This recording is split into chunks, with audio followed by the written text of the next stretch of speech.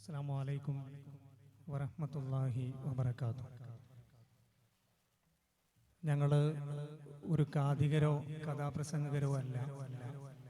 നമ്മുടെ പൂർവ്വ വിദ്യാർത്ഥികളുടെ പരിപാടി ആയതുകൊണ്ട് നേരത്തെ വളരെ സജീവമായി നമ്മുടെ ഇടയിൽ ഉണ്ടായിരുന്ന ഒരു പരിപാടിയായിരുന്നു കഥാപ്രസംഗം.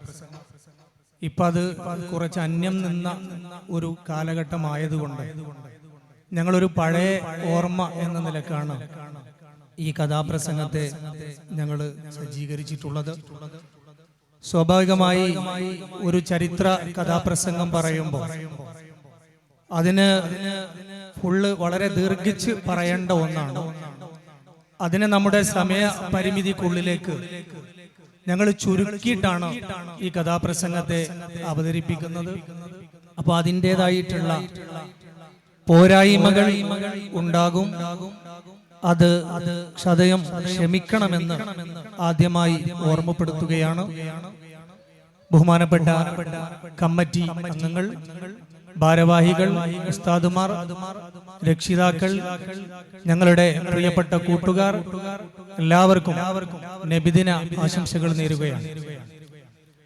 12 നൂറ്റാണ്ടുകൾക്കപ്പുറത്ത് പ്രവാചകർ സല്ലല്ലാഹു അലൈഹി വസല്ലമ തങ്ങളുടെ കാലഘട്ടവും കഴിഞ്ഞു, ഉലഫാഉർ റാഷിദീങ്ങളുടെ കാലവും കഴിഞ്ഞു, അമവിയ, ഉമവിയ, അബ്ബാസിയ ഭരണകാലഘട്ടവും കഴിഞ്ഞു.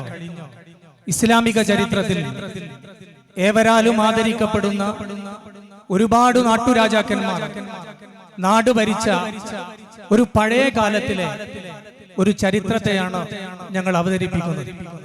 ഞങ്ങളുടെ കഥയുടെ പേര് വള്ളിക്കുടിലിലെ രാജകുമാരി എന്നാണ്. അറേബ്യയുടെ ഒരു ഭാഗമായ ബൽക്ക രാജ്യം ഭരിച്ചിരുന്നത് മൻസൂർ അലിഖാൻ ബാദുഷ എന്ന് പറയുന്ന ഒരു ചക്രവർത്തിയായിരുന്നു. അദ്ദേഹം പ്രജാതൽപരനായ നല്ലൊരു ഭരണാധികാരിയായിരുന്നു. നല്ല തന്റേടമുള്ള ഭരണാധികാരിയായിരുന്നു. പറഞ്ഞ വാക്ക് പാലിക്കുന്ന ഭരണാധികാരിയായിരുന്നു. അദ്ദേഹത്തെ കുറിച്ച് അങ്ങനെയാണ് ചരിത്രം വിശേഷിപ്പിക്കുന്നതെങ്കിൽ അദ്ദേഹത്തിന്റെ പ്രജകളെ കുറിച്ച്, ഭരണീയരെ കുറിച്ചും ചരിത്രം മാറ്റി പറയുന്നില്ല. വളരെ നന്നായി കൊണ്ട് തന്നെയാണ് ചരിത്രം രേഖപ്പെടുത്തുന്നത്.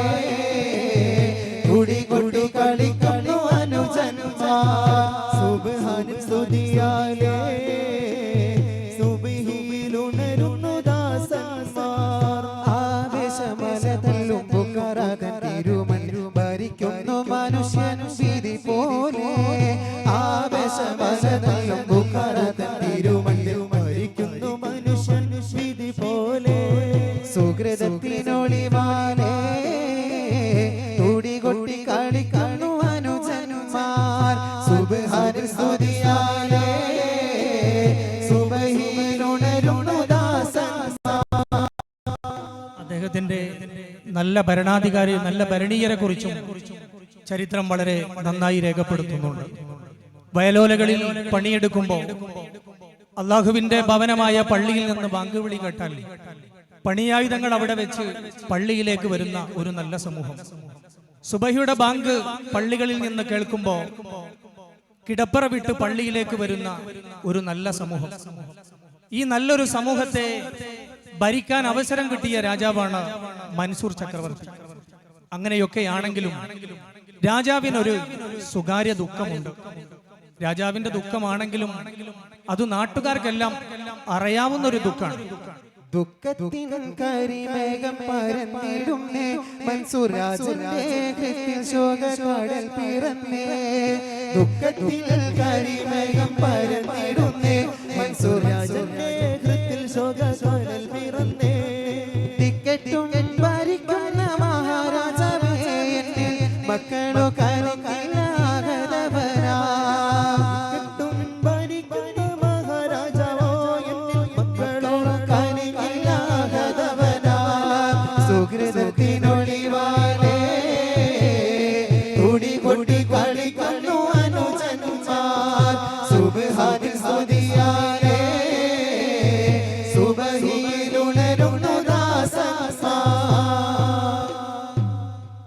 രാജാവിന് 55 വയസ്സായി.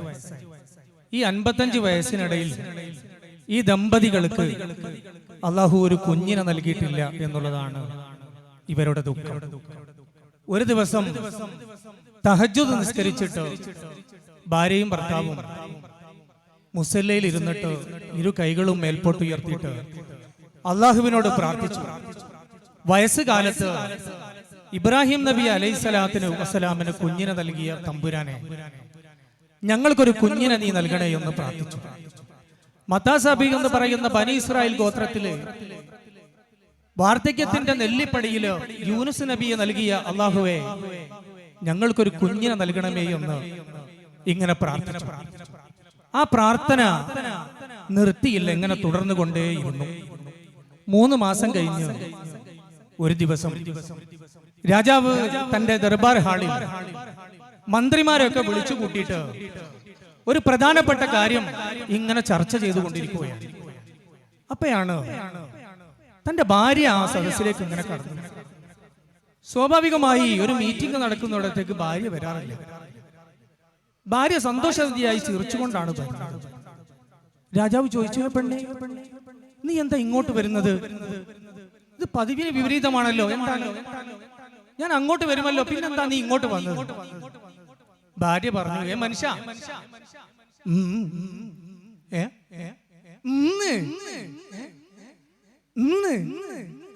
നീ ഒന്ന് തെറിച്ചു പതിവണ്ണേ. മനുഷ്യ, ഞാൻ ഗർഭിണിയാണെന്ന്. ആവേശത്തിൽ തന്നൽ വീശുന്ന രാജ്യത്ത്, ആനന്ദത്തിൽ മഞ്ഞും പെയ്യുന്ന മുറ്റത്ത്, ആവേശത്തിൽ തന്നൽ വീശുന്ന രാജ്യത്ത്, ആനന്ദത്തിൽ മണ്ണും പെയ്യുന്ന മുറ്റത്ത്, ആ മഹാരാജന്റെ ചിത്തത്തിൽ പൂമൂത്ത്, ആ കൊട്ടാരത്തിന്റെ ഉള്ളിൽ തുണി കൊട്ട്, ആവേശത്തിൽ രാജ്യത്ത്, ആനന്ദത്തിൽ മഞ്ഞും പെയ്യുന്ന മുറ്റത്ത്, ആ മഹാരാജന്റെ ചിത്തത്തിൽ പൂമൂത്ത്, ആ കൊട്ടാരത്തിന്റെ ഉള്ളിൽ തുണി കൊട്ട്. രാജാവിന്റെ അടുത്ത് ഭാര്യ വന്നിട്ട് പറഞ്ഞു, ഞാൻ ഗർഭിണിയാണ്. രാജാവിന് വല്ലാത്ത സന്തോഷായി. രാജാവിന് മാത്രമല്ല കേട്ടോ, അവിടെ കൂടിയ മുഴുവൻ ആളുകൾക്കും വളരെയേറെ സന്തോഷമായി. ആ വാർത്ത നാട് നീളെ പരന്നു. നാട്ടിലെ എല്ലാവർക്കും സന്തോഷമായി. കാരണം നല്ല രാജാവാണ്, അയാൾക്കൊരു കുട്ടിയില്ലാത്ത പ്രയാസവും എല്ലാവർക്കും ഉണ്ടായിരുന്നു. ഈ വാർത്ത കേട്ടപ്പോ എല്ലാവരും വളരെ സന്തോഷമായി. ഈ വാർത്ത രാജാവിന് കുട്ടി ജനിക്കുന്ന ദിവസം ബൽക്ക രാജ്യത്ത് ഒരു ഉത്സവം തന്നെ ആക്കി ആഗ്രഹിക്കാൻ വേണ്ടി ആളുകളൊക്കെ തീരുമാനമെടുത്തു. സ്വാഭാവികമായി ഒരു പെണ്ണ് ഗർഭം ധരിച്ചാൽ 9 മാസവും 9 ദിവസവും 9 മണിക്കൂറും കഴിഞ്ഞാണ് പ്രസവം നടക്കുക എന്നാണ് ശാസ്ത്രീയ വശം എന്ന് പ്രസവിക്കാത്ത എനിക്ക് കിട്ടിയിട്ടുള്ള റിപ്പോർട്ട് അങ്ങനെയാണ് സ്വാഭാവികമായി നടക്കാറ്. ഏതായിരുന്നാലും ആ ദിവസത്തിന് വേണ്ടിയുള്ള വലിയ കാത്തിരിപ്പ് തുടർന്നു. അങ്ങനെ ആ സമയമായപ്പോ, ഏതാണ്ട് ആ സമയത്തോടടുത്തപ്പോ, രാജാവിന്റെ ഭാര്യയുടെ ഒരു ചെറിയ കുളത്തി വലിച്ചു, ഒരു ചെറിയ പിടച്ചില്, ഒരു ചെറിയ വേദന. അത് ഞമ്മക്ക് പറഞ്ഞാൽ തിരിയില്ല, അത് അവിടെ ചോദിക്കണം, ബേക്കിൽ എന്നാലേ തിരിയൂ. ചെറിയൊരു പിടിച്ചു വലി എല്ലോ. അങ്ങനെ പെട്ടെന്ന് അതിന് വലിയ റൂമുകൾ സജ്ജീകരിച്ചു. ഇന്നത്തെ പോലെ ആശുപത്രികൾ സംവിധാനങ്ങളുള്ള കാലമല്ല. ഒരു റൂം സജ്ജീകരിച്ചു, വൈദ്യന്മാരെ കൊണ്ടുവന്നു, നല്ല പ്രാഗൽഭ്യം തെളിയിച്ചിട്ടുള്ള പേറ്റിച്ചിമാരൊക്കെ കൊണ്ടുവന്നു, അവിടെ പാർപ്പിച്ചു. അങ്ങനെ രാജാവിന്റെ ഭാര്യയെ പ്രസവത്തിന് വേണ്ടി ആ റൂമിലേക്ക് മാറ്റി. രാജാവ് പ്രാർത്ഥനയിൽ മുഴുകിക്കൊണ്ട് ഇങ്ങനെ അതിന് ചുറ്റും ഇങ്ങനെ നടന്നു. കഥയൊരു രാത്രിയിലവിടത്ത് അരമനയിലൊരാവൽ പൂമൂത്ത്, രാജന്റെ മനസ്സിൽ കുഴലൂത്ത്, എന്തൊരാവേശം എന്തൊരാരാധം, ഉന്നാരമോളുടെ ജന്മദിനം, എന്തൊരാവേശം എന്തൊരാരാധം, ഉന്നാരമോളുടെ ജന്മദിനം. കഥയൊരു രാത്രിയിലവിടത്ത് അരമനയിലൊരാവൽ പൂമൂത്ത്,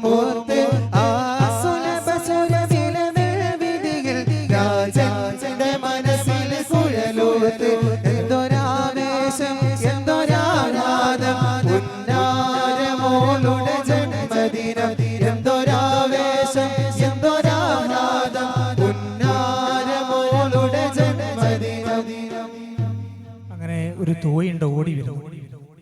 രാജാവേ, കുഞ്ഞ് പിറന്നു. രാജാവ് അള്ളാഹുവിന് ശുക്ർ ചെയ്തു, അൽഹംദുലില്ലാ. എന്താ കുട്ടി? കുട്ടി മോളാണ്. മോളെങ്കിലും മോള്. അൽഹംദുലില്ലാ.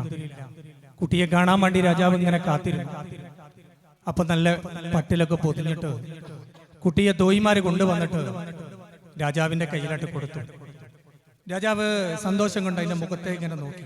ആ, നല്ലൊരു കുട്ടി. രാജാവ് സന്തോഷം കൊണ്ട് അതിന്റെ നെറ്റിയില് ഒരു ചുംബനം കൊടുത്തു. ചുംബനം കൊടുത്തിട്ട് കുട്ടിക്കൊരു പേരിട്ടു. പേര് സഫിയ. അങ്ങനെ കുട്ടിയെ താരാട്ടുപാടി കൊട്ടാരത്തിൽ അങ്ങനെ വളർന്നുകൊണ്ടിരിക്കുകയാണ്.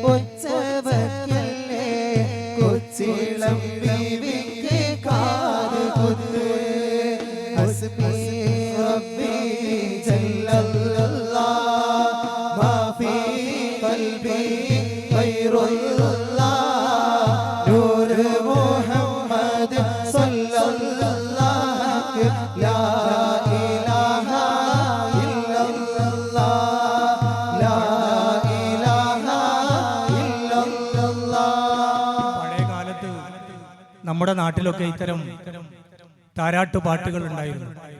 എന്നാൽ ആധുനിക കാലം ആ താരാട്ടുപാട്ടുകളൊക്കെ മാറി. അള്ളാഹുവിനെയും റസൂലിനെയും ഓർക്കുന്ന താരാട്ടുപാട്ടുകളൊക്കെ മറന്ന് പുതിയ പാട്ടുകളിലേക്ക് പോയപ്പോ നമ്മുടെ മക്കൾ, വളർന്നു വരുന്നവർ അതിൻ്റെതായ ഭവിഷ്യത്തുകൾ നമ്മൾ അനുഭവിച്ചു കൊണ്ടിരിക്കുന്നു എന്നതും ഒരു യാഥാർത്ഥ്യമാണ്. അങ്ങനെ കുട്ടി കുട്ടാരത്തിൽ അങ്ങനെ വളരാൻ തുടങ്ങി. ആറ്റുനോറ്റ് കുട്ടിയെ വളർത്താൻ തുടങ്ങി. കുട്ടിക്ക് 16 വയസ്സായി. കല്യാണപ്രായമെത്തി.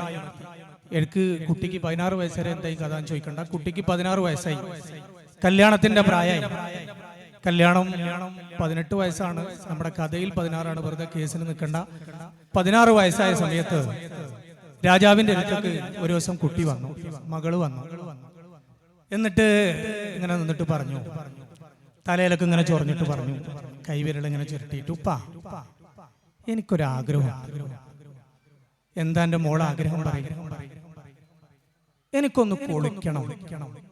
നമ്മളിൽക്കും പലർക്കും തോന്നാത്തൊരാഗ്രഹം. രാജാവ് ചോദിച്ചു, ഇതാണോ ഇപ്പൊ വലിയ ആഗ്രഹം? എന്റെ മോള് 10-16 വയസ്സായിട്ട് കുളിക്കല്ലേ? 10-16 വർഷമായി കുളിച്ചുകൊണ്ടേ ഇരിക്കുകയാണ്.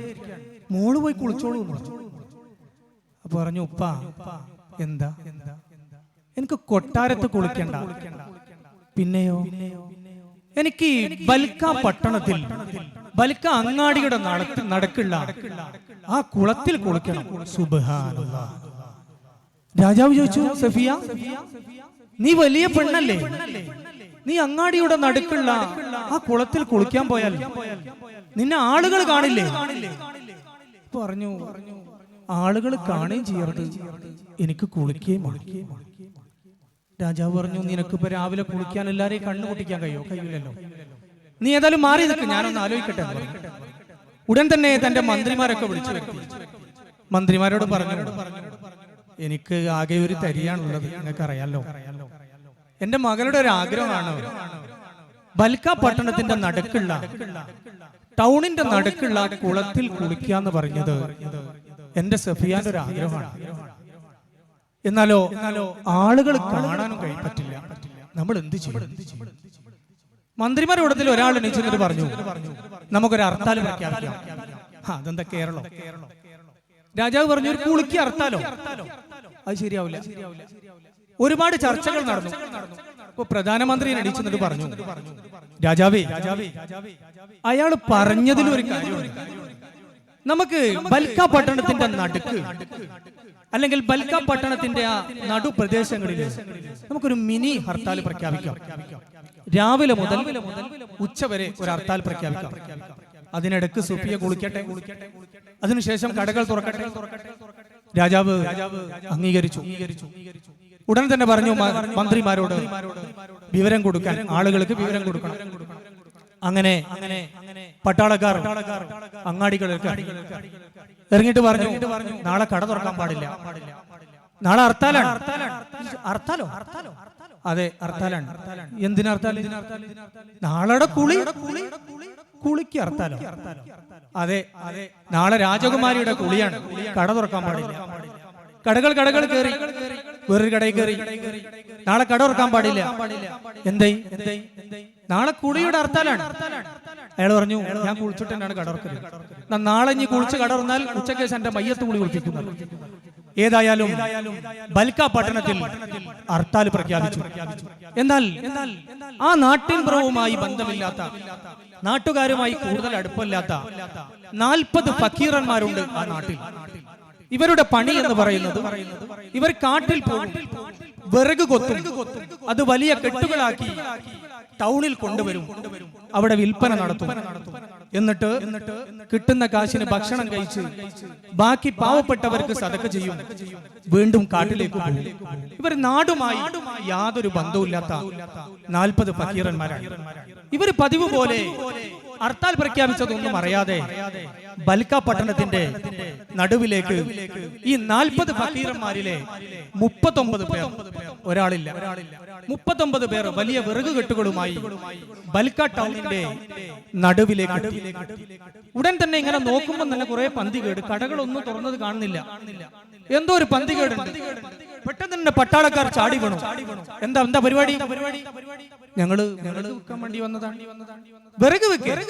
ഞങ്ങൾ സാധാരണ ഇവിടെ ടൗണിൽ വിറക് വെക്കുന്ന ആൾക്കാരാണ്. ഇന്ന് ഇവിടെ വിറക് വെക്കാൻ പാടില്ല, ഇവിടെ ഹർത്താൽ പ്രഖ്യാപിച്ചിരിക്കുകയാണ്. ഹർത്താലോ? അതെ, ഹർത്താൽ. ഇന്ന് രാജകുമാരിയുടെ കുളിയാണ്, ഒരു ഒടുക്കത്തെ കുളി. ഇവർ പറഞ്ഞു വിറക് വെക്കാൻ പാടില്ല, എത്രയും പെട്ടെന്ന് നാട് വിടണം, ഇവിടുന്ന് വിടണം.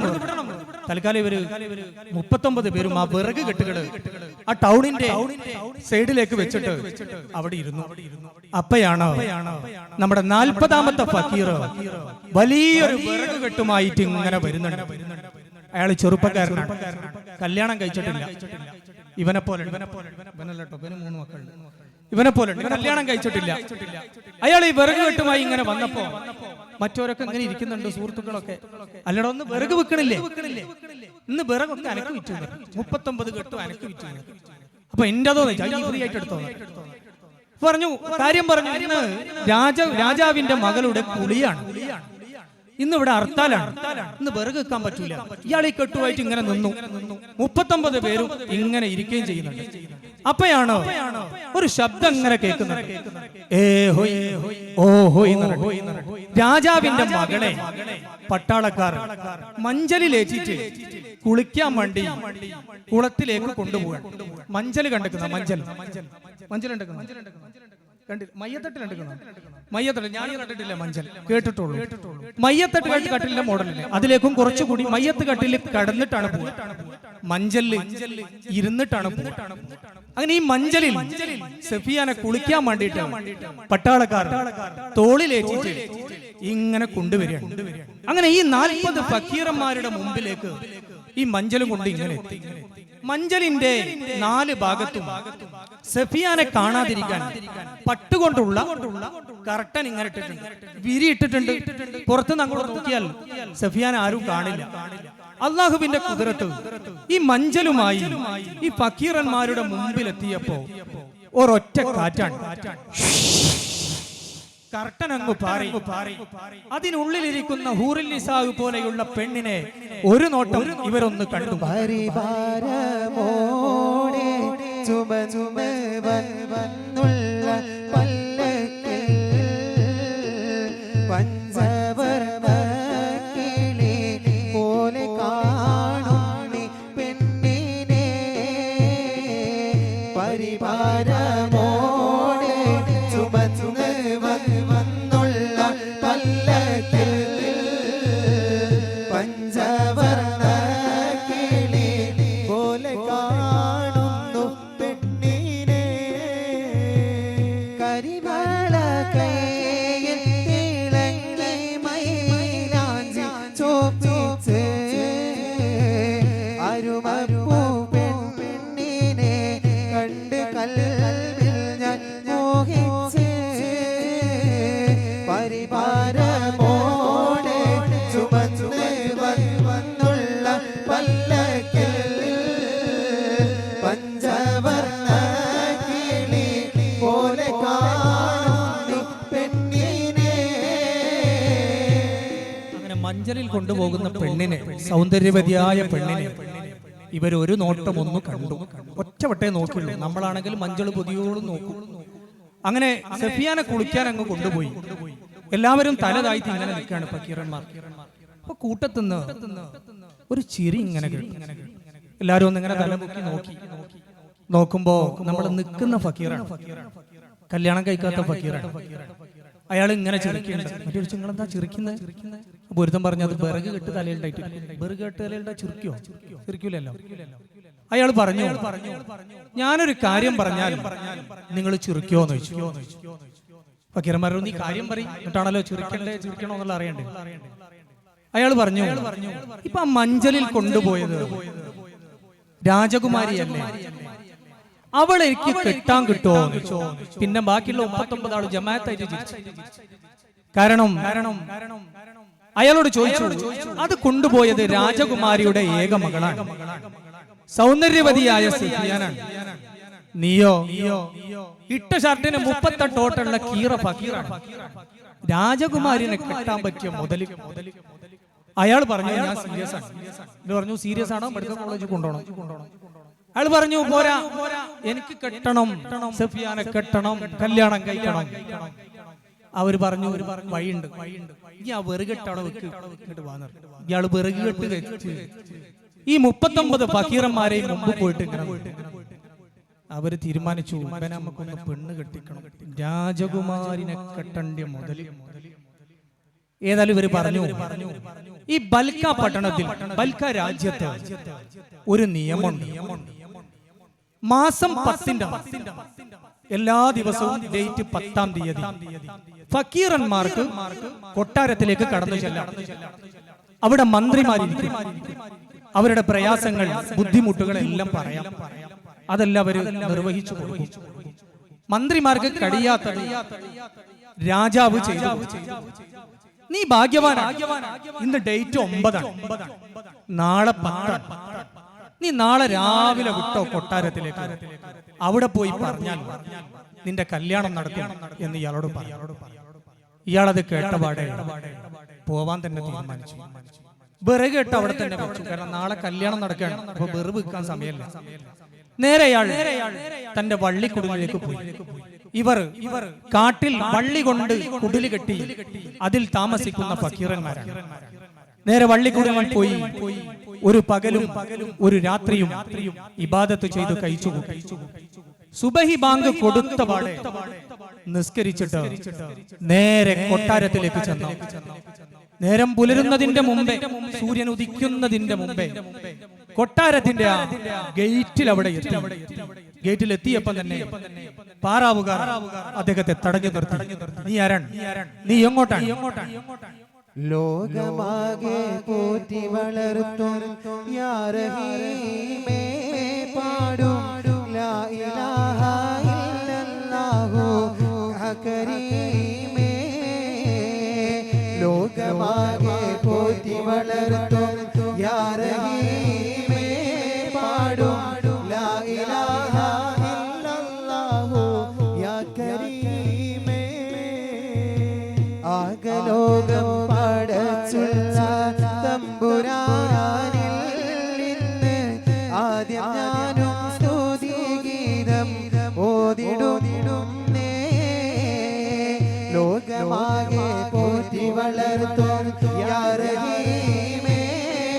പാടും ലാ ഇലാഹ ഇല്ലല്ലാഹു യാ കരീമേ സാധുവായ ഫക്കീർ ഞാനും സന്ധ്യയാവും വരെ എന്നും സാധുവായ ഫക്കീർ ഞാനും സന്ധ്യയാവും വരെ എന്നും വിറക് കൊത്താനായി ഞാനും വീട്ടിൽ നിന്നും ഇറങ്ങുന്ന എന്നും പതിവായി ഞാനും വന്നും അതിരാവിലെയാണെന്നും തരുണത്തിലൊരു കാലം ലോകമാകെ പോറ്റി വളർത്തും യാ റഹീമേ പാടും ലാ ഇലാഹ ഇല്ലല്ലാഹു യാ കരീമേ ആകലോകം പടച്ചുള്ള തമ്പുരാനിൽ നിന്ന് ആദ്യം ഞാനും സ്തുതി ഗീതം ഓതിടുന്നേ. അങ്ങനെ കൊട്ടാരത്തിന്റെ പടിക്കലെത്തി ഞാൻ ഫക്കീറാണ് കാര്യങ്ങളൊക്കെ വിശദീകരിച്ചു. ഉള്ളിലേക്ക് കടത്തിവിട്ടു. മന്ത്രി ദർബാർ ഹാളിൽ എത്തിയിട്ടേ ഉള്ളൂ. അപ്പേക്ക് തന്നെ ഇയാൾ അവിടെ എത്തിച്ചു. മന്ത്രി ചോദിച്ചു, എന്താ പോകുന്നത്, എന്താ പ്രയാസം, എന്താ ബുദ്ധിമുട്ട്? പറഞ്ഞു രാജാവേ, എനിക്ക് ബുദ്ധിമുട്ടും പ്രയാസമൊന്നുമില്ല. പിന്നെന്താ പോന്നെ? എനിക്കൊരാഗ്രഹം ഉണ്ട്, അത് പറയാൻ പോന്നെ. എന്റെ ആഗ്രഹം എന്ന് പറയുന്നു, എനിക്ക് സഫിയാനെ കെട്ടണം എന്ന് പറഞ്ഞു. രാജാവ് ചോദിച്ചു, ഏത് സഫിയാനെ? രാജകുമാരി, രാജാവിന്റെ മകൾ രാജകുമാരി സഫിയാൻ എനിക്ക് കല്യാണം കഴിക്കണമെന്ന്. രാജാവ് ചോദിച്ചു, വട്ടുണ്ടോ? വട്ടില്ല, കെട്ടില്ല. രാജാവ് പറഞ്ഞു, എടോ ഇത് എന്റെ പരിധിയിൽപ്പെട്ട കേസല്ല. ഇത് മന്ത്രി പറഞ്ഞു, ഇത് എന്റെ പരിധിയിലല്ല, രാജാവിന്റെ പരിധിയിൽപ്പെട്ട കേസാണ്. ഫക്കീർ പറഞ്ഞു, നിങ്ങൾ രാജാവിനോട് പോയിട്ട് പറയും. എടോ ഞാൻ രാജാവിനോട് ഇത് പറയാൻ പോയാൽ രാജാവിന്റെ തലയെടുക്കും. എന്നാ വേണ്ട, ഞാൻ പോയിട്ട് നിന്നെ അങ്ങോട്ട് കടത്തി വിട്ടാൽ രാജാവിന്റെ തലയെടുക്കും. ഫക്കീർ പറഞ്ഞു, രണ്ടായാലും അന്റെ തലന്റെ കാര്യം തീരുമാനമായി. രാജാവ് മന്ത്രി ചൂടായിട്ട് തന്റെ ഉറയിൽ നിന്ന് വാളും കൊണ്ട് വലിച്ചൂരിട്ട് വെട്ടാനല്ല, ഒന്ന് പേടിപ്പിക്കാനാണ്. കഴുത്തിങ്ങനെ കൊണ്ട് പിടിച്ചിട്ട് എന്റെ തലയുടെ തീരുമാനം നോക്കാൻ എനിക്കറിയടാ എന്ന് പറഞ്ഞിട്ട് ഇങ്ങനെ ഓമ്പണ് പുറകുന്ന ഒരു ശബ്ദം, നോ, വെട്ടരുത്. തിരിഞ്ഞു നോക്കുമ്പോ രാജാവാണ്. രാജാവ് മന്ത്രി ഇങ്ങനെ പിടിച്ച രംഗാണ് ഇങ്ങനെ കാണുന്നത്. രാജു ചോദിച്ചു, എന്തിനാണ് രാവിലെ തന്നെ ഈ ഫക്കീറിന് ഇങ്ങനെ കൊല്ലാൻ വേണ്ടി ശ്രമിക്കുന്നത്? എന്താണ് പ്രശ്നം? ഇങ്ങനെ തിരിഞ്ഞു നോക്കിയ മന്ത്രിയുടെ എല്ലാ പീസും അപ്പളത്തിലേക്ക് പോയിട്ടുണ്ട്. രാജാവിനാണ് കാണുന്നത്. വിവരം പറഞ്ഞാലുള്ള സ്ഥിതി പേടിച്ചിട്ട് ഇങ്ങനെ നിന്നിട്ട് രാജാവിനോട് പറഞ്ഞു, രാജാവേ, ഞാൻ ആ കാര്യം നിങ്ങളോട് പറഞ്ഞാൽ നിങ്ങൾ എന്റെ തലയെടുക്കും, നീ പറഞ്ഞില്ലെങ്കിലും തലയെടുക്കും. പടച്ച തമ്പുരാനെ, മെല്ലെ പറഞ്ഞു, ഇയാൾക്ക് സഫിയാനെ കെട്ടണം പോലെ. ഏതു സഫിയ എന്ന് പറഞ്ഞില്ല. ഉടനെ തന്നെ രാജാവ് പറഞ്ഞു, അതാണോ പ്രശ്നം? ഞാൻ സമ്മതിച്ചു. രാജാവ് കരുതിയത് മന്ത്രിക്ക് കല്യാണം കഴിക്കാനായ ഒരു മകളും, ആ കല്യാണം അന്വേഷിച്ച് ഇയാള് വന്നപ്പോ എന്തോ ഒരു ചെറിയ തർക്കം ഉണ്ടായതാണെന്നാണ് കരുതിയത്. ഇത് മനസ്സിലാക്കിയ മന്ത്രി തിരിച്ചടിച്ചു. മന്ത്രി പറഞ്ഞു, രാജാവേ, എന്റെ മകളെയല്ല, നിങ്ങളുടെ മകളെ സഫിയാനെ കല്യാണം കഴിക്കണം എന്നാണ് ഇയാൾ പറയുന്നത്. എന്റെ അമ്മ. രാജാവ് ഞെട്ടി. പുതിയ പിള്ള കീറ ഷർട്ടിട്ട് ഫക്കീർ. ഈ രാജാവിനൊരു പ്രത്യേകതയും, രാജാവ് ഒരു വാക്ക് പറഞ്ഞാൽ വാക്ക് പാലിക്കപ്പെടുന്ന രാജാവാണ്. ഷറഫുന്റെ മോഡൽ. ഓനോടൊരു 10 വർഷം മുമ്പേ ഞാൻ ചോദിച്ചു, എനിക്ക് എത്ര വയസ്സായി പോ? ഓൻ പറഞ്ഞു 25. ഇപ്പൊ ഗൾഫിൽ നിന്നൊക്കെ വന്ന് കുറച്ച് ദിവസം കഴിഞ്ഞപ്പോൾ മുടിയൊക്കെ സൈഡൊക്കെ നരച്ചിട്ടുണ്ടല്ലോ, എത്ര വയസ്സായി? ഓൻ പറഞ്ഞു 25. അല്ലേ ഇനിയല്ലേ 10 കൊല്ലം മുമ്പ് 25 എന്ന് പറഞ്ഞു. ആ, ഞാൻ അങ്ങനെയാണ്, പറഞ്ഞ വാക്ക് മാറ്റി പറയൂല. ഇതുപോലത്തെ രാജാവാണ്, പറഞ്ഞ വാക്ക് മാറ്റി പറയൂല. രാജാവ് കുടുങ്ങി. ഫക്കീറും മന്ത്രിയും രാജാവും മാത്രമാണെങ്കിൽ ഫക്കീറിനങ്ങ് തട്ടിയാൽ കഥ പുറത്തറിയില്ല. എന്നാൽ അവിടെ അപ്പോഴേക്കും ഫക്കീറന്മാർ മുഴുവനായി നിറഞ്ഞിട്ടുണ്ട്. ഇവരൊക്കെ കേക്കയാണ്. രാജാവ് കല്യാണത്തിന് സമ്മതിച്ചു. ബുദ്ധിമാനായ രാജാവ് ഫക്കീറിനെ അടുത്തേക്ക് വിളിച്ചിട്ട് പറഞ്ഞു, നിനക്ക് സുഫിയാനെ കല്യാണം കഴിച്ച. പക്ഷേ ഞാൻ പറയുന്ന സാധനം മഹർ കൊടുക്കണം. മഹർ വേണല്ലോ കല്യാണത്തിന്. ഫക്കീറിനോട് ചോദിച്ചു, നീ എന്ത് മഹർ കൊടുക്കും? ഫക്കീർ പറഞ്ഞു, ഞാനൊരു വെറുക് കെട്ടു കൊടുക്കാം. അയാളെയുള്ളതിലേക്ക് പറയാൻ പറ്റും. ഒരു വെറുക് കെട്ടോ, ഉപരി എണ്ണം കുറഞ്ഞിട്ടാണ്, എന്നാ 5 എണ്ണം കൊടുക്കാറ്. എടോ, എന്റെ മകൾക്ക് വെറുക് കെട്ടൊന്നും പോരാ. എന്റെ മകൾക്ക് ഒരു പിടി മുത്ത്, സ്വർണത്തിന്റെ മുത്ത് മഹറായിട്ട് കൊടുക്കണം. എന്നാൽ നിനക്ക് ഞാൻ കല്യാണം കഴിച്ചു. മുത്ത്, ഒറിജിനൽ മുത്ത് കിട്ടണമെങ്കിൽ എവിടെ പോകണം? കടലിൽ പോകണം. കടലിൽ പോയി മുങ്ങണം, ചിപ്പ് എടുക്കണം, ചിപ്പ് പൊട്ടിക്കണം. എല്ലാ ചെപ്പിലും മുത്തുണ്ടായിക്കൊള്ളണമെന്നില്ല. ഇയാളുടെ ജീവിതകാലം മുഴുവൻ കടലിൽ മുങ്ങിയാലും ഇയാൾക്ക് മുത്ത് കിട്ടില്ല. ഇയാള് പറഞ്ഞു, ഫക്കീർ പറഞ്ഞു, ആയിക്കോട്ടെ ഞാൻ ഏറ്റു. ഫക്കീർ കരുതിയത് പീഡിയയിലൂടെ കിട്ടുന്ന സാധനമാണ് മുത്തുന്നാണ്. മൂപ്പര് പറഞ്ഞു, ആയിക്കോട്ടെ റെഡി, ഞാൻ ഏറ്റു.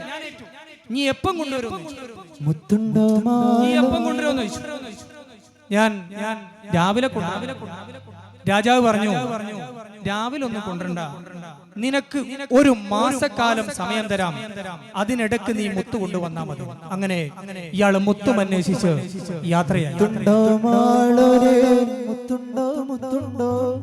മുത്തിലും മുത്തായ മുത്തുണ്ടോ, മുത്തുണ്ടോ മാളോരേ, മുത്തുണ്ടോ മുത്തുണ്ടോ, മുത്തിലും മുത്തായ മുത്തുണ്ടോ. മന്നൻ മകളല്ലോ മാണിക്കല്ലുണ്ടോ, മഹർ വിധിച്ചതും മുത്തല്ലോ. മുത്തുണ്ടോ മാളോരേ, മുത്തുണ്ടോ മുത്തുണ്ടോ, മുത്തിലും മുത്തായ മുത്തുണ്ടോ. മുത്തുണ്ടോ മുത്തുണ്ടോ മുത്തുണ്ടോ മാലോരെ, മന്നൻ വിധിച്ചതും മുത്താണ് പറഞ്ഞിട്ട് ഇങ്ങനെ ചോദിച്ചു പോയി. കടയിലേക്ക് ഇറങ്ങി. കടയിൽ പോയിട്ട് ചോദിച്ചു, മുത്തുണ്ടോ? ചോദിച്ചു, വട്ടുണ്ടോ? നാ മുത്തില്ലാന്ന് പറഞ്ഞു. വട്ടില്ലാന്ന് പറഞ്ഞു, നാ മുത്തില്ല. അടുത്ത കടയിൽ പോയി, മുത്തുണ്ടോന്ന് ചോദിച്ചു. മുത്താറി ഉണ്ട്, മുത്താറിന്റെ ബാപ്പ കൊടുക്കുക. അടുത്ത കടയിൽ പോയി. അങ്ങനെ മുത്തന്വേഷിച്ച് ഇങ്ങനെ നടക്കാൻ തുടങ്ങി. ദിവസങ്ങൾ ഇങ്ങനെ കഴിയാൻ തുടങ്ങി. കാണുന്നവരോടൊക്കെ ചോദിക്കും, മുത്തുണ്ടോ മുത്തുണ്ടോ? ഇയാൾ ഈ മുത്തന്വേഷിച്ച് ഇങ്ങനെ നടക്കാൻ തുടങ്ങി. ഒരു മാസക്കാലം ഇയാൾ മുത്തന്വേഷിച്ച് നടന്നു. എവിടെയും മുത്ത് കിട്ടുന്നില്ല. അങ്ങനെ മാസത്തിന്റെ ദിവസം തയ്യാൻ ദിവസം, അവസാനത്തെ ദിവസം ഇങ്ങനെ പോകുമ്പോ ഒരു ഉപ്പാപ്പനെ കണ്ടു. ഉപ്പാപ്പനോട് ചോദിച്ചു, ഉപ്പാപ്പ മുത്തുണ്ടോ? ഉപ്പാപ്പ ചോദിച്ചു, എന്ത് മോനെ? മുത്ത് മുത്തില്ലേ? മുത്തില്ല. അങ്ങനെ ഇയാൾ കുറച്ച് 2 അടി മുന്നോട്ട് നടന്നു. ഉപ്പാപ്പ പറഞ്ഞു, നിക്ക് മോനെ. നിന്നു. നീ എന്താ ചോദിച്ചേ? ഞാൻ ചോദിച്ചത് മുത്തുണ്ടോന്നാണ്. മുത്തില്ലേ? ഞാൻ വിചാരിച്ചു എന്തോ ചോദിച്ചാണ്. മുത്തില്ല. ഇയാൾ വീണ്ടും 2 അടിയുടെ മുന്നോട്ട് നടന്നു. വീണ്ടും വിളിച്ചു, ഉപ്പാപ്പ മോനെ ഒന്ന് നിക്ക്. ഇയാൾ ദേഷ്യപ്പെട്ടിട്ട് ഇങ്ങനെ നിന്നു. എന്താ നീ ചോദിച്ചത്? എനിക്ക് അങ്ങനെ മനസ്സിലായില്ല. ഞാൻ ചോദിച്ചത് മുത്തുണ്ടോന്നാണ്. ആ മുത്തില്ലേ? മുത്തില്ല. അപ്പൊ ഇയാൾ അങ്ങോട്ട് പറഞ്ഞു, മുത്തില്ലല്ലേ? തിരിച്ചങ്ങോട്ട്. അപ്പൊ പറഞ്ഞു, എന്റെ കയ്യിൽ മുത്തില്ല, പക്ഷെ മുത്ത് കിട്ടുന്ന ഒരു സ്ഥലം ഞാൻ പറഞ്ഞുതരാം. എവിടെ കിട്ടും? മുത്ത് കടലിൽ കിട്ടും. ഒറ്റ ഓട്ടാണ് കടലിലേക്ക്. മുത്തുണ്ടോ മാളോരേ, മുത്തുണ്ടോ മുത്തുണ്ടോ, മുത്തിലും മുത്തായ മുത്തുണ്ടോ. അങ്ങനെ കടപ്പുറത്തെത്തിയപ്പോ മീൻ പിടിക്കാൻ പോയ ഒരു ബോട്ട് ഇങ്ങനെ തീരത്തേക്ക് അടുപ്പിച്ചു വരുന്നു. ഒരു മുട്ടിനെ വിളിച്ചു, മുത്തുണ്ടോ മുത്തുണ്ടോ? എന്ത് കടലിൽ ബോട്ടിലുള്ളവർ മുത്തുണ്ടോ? ഒരു പറഞ്ഞ് മത്തിണ്ട്, മുത്തില്ല. അങ്ങനെ ഇയാൾ കടപ്പുറത്തിന്റെ തീരത്ത് കൂടി അങ്ങനെ കുറെ നീളം നടന്നപ്പോ ആ പാറയുടെ അപ്പുറത്ത് ഒരു ഗൗരവമുള്ള നല്ലൊരു മനുഷ്യൻ കടലിലേക്ക് നോക്കി ഇങ്ങനെ നിൽക്കുന്നുണ്ട്. അയാളെടുത്തെത്തി, അസ്സലാമു അലൈക്കും. വലൈക്കും സലാം. മുത്തുണ്ടോന്ന്? ആ മുത്തുണ്ടല്ലോ മോനെ. മുത്ത് എവിടെ കിട്ടും? മുത്ത് കടലിൽ കിട്ടും. എങ്ങനെ കിട്ടും? വെള്ളം കോരി ഒഴിച്ചാൽ കിട്ടും. കേട്ടപാടെ നേരെ കടലിലേക്ക് പോയി 2 കൈ കൊണ്ടും ഇങ്ങനെ വെള്ളം കോരി ഒടുക്കാൻ തുടങ്ങി. സുഹൃത്തുക്കളെ, ചിന്തിക്കേണ്ട, ഇത് ഭ്രാന്താക്കിയതല്ല, അള്ളാഹുവിന്റെ ഒരു പരീക്ഷണമാണ്. കൈകൊണ്ട് ഇങ്ങനെ വെള്ളം കോരി വയ്ക്കാൻ തുടങ്ങി. നട്ടുച്ച സമയം വിയർത്തൊലിച്ചു, വെള്ളമൊക്കെ മേത്തായി. കൈകൊണ്ട് ഇങ്ങനെ കോരി വയ്ക്കാൻ. കടലിലെ വെള്ളമാണ് കോരി ഒഴിക്കുന്നത്. എവിടെ പറ്റും? മുത്തുപെറുക്കാൻ വേണ്ടി. കുറെ കഴിഞ്ഞു ദേഷ്യം പിടിച്ചു, ക്ഷമ കെട്ടു. നേരെ ഈ മനുഷ്യന്റെ അടുത്തേക്ക് ചെന്നിട്ട് പറഞ്ഞു, നിങ്ങൾ എന്നെ പറ്റിച്ചതാണല്ലേ, നിങ്ങൾ എന്തു പണിയാണ് ചെയ്തത്? എന്നോട് പറഞ്ഞല്ലോ കടലിൽ മുത്തു, എന്നിട്ടല്ലേ ഈ സമയം വരെ ഞാൻ ഈ വെള്ളം ഇങ്ങനെ കോരിയത്. അയാൾ പറഞ്ഞു, നിന്നോട് വെള്ളം കോരി ഒഴിക്കാൻ ഞാൻ പറഞ്ഞിട്ടില്ല, കടലിൽ മുത്തുണ്ട് എന്നേ പറഞ്ഞിട്ടുള്ളൂ. കേട്ട പാത പോയി കേറി ഒഴിച്ചതാണ്. ഏതായാലും നീ കേറി ഒഴിച്ചില്ലേ, ഒരു കാര്യം ചെയ്യും, നീ ഒരു 3 വട്ടം കൂടെ വെള്ളം ഒന്ന് കോരി ഒഴിക്കുന്നു. ഫക്കീർ പറഞ്ഞു, 35,000 വട്ടം കോരി ഒഴിച്ചിട്ടും കിട്ടാത്ത മുത്ത് 3 വട്ടം കോരി ഒഴിക്കുമ്പോൾ എവിടെ നിന്നാണ് കിട്ടുക? ലയിച്ചിട്ട് പോയി. ആദ്യത്തെ വട്ടം വെള്ളം കോരി പുറത്തൊക്കെ ഒഴിച്ചു, മുത്തില്ല. രണ്ടാമത്തെ തവണയും കടലിൽ നിന്ന് വെള്ളം എടുത്തു, പുറത്തൊക്കെ ഒഴിച്ചു, മുത്തില്ല. മൂന്നാമത്തെ തവണ വെള്ളം കൊണ്ട് കോരിയിട്ട് ദേഷ്യം പിടിച്ചിട്ട് ഇയാളുടെ മുഖത്തേക്ക് ഇങ്ങനെ നോക്കിയിട്ട് ഇങ്ങനെ പറഞ്ഞപ്പോ അയാൾ ചിരിച്ചിട്ട് പറഞ്ഞു, ഇതിലേക്ക് നോക്കുക. കടിയിലേക്ക് ഇങ്ങനെ നോക്കിയപ്പോ കോരിയെടുത്ത ഒരു പിടി മുത്ത്, ഒരു പിടി ഉപ്പുവെള്ളം മുത്തായി മാറിയിരിക്കുന്നു. അതാരാണ് ആ മനുഷ്യനെന്ന് ഞാൻ പിന്നെ പറയാം. ഇയാൾ മുത്ത് കിട്ടിയല്ലോ, മുത്ത് കിട്ടി എന്ന് പറഞ്ഞിട്ട് സന്തോഷത്തോടെ ഇങ്ങനെ തുള്ളിച്ചാടാൻ നടത്തി. അപ്പൊ ഈ മനുഷ്യൻ പറഞ്ഞു, നീ ഇപ്പൊ ഇവിടെ നിന്ന് സന്തോഷിക്കേണ്ട സമയമല്ല, എത്രയും പെട്ടെന്ന് ഈ മുത്തുമായി നീ കൊട്ടാരത്തിലേക്ക് ചെല്ലണം. നിന്റെ നിക്കാഹ് ഉറപ്പിച്ച പെണ്ണിന്റെ നിക്കാഹ് നടക്കുന്നതിന്റെ മുമ്പേ നീ കൊട്ടാരത്തിലേക്ക് എത്തണമെന്ന് പറഞ്ഞു. അയാൾ ഒരൊറ്റ ഓട്ടമാണ് നേരെ കൊട്ടാരത്തിലേക്ക്.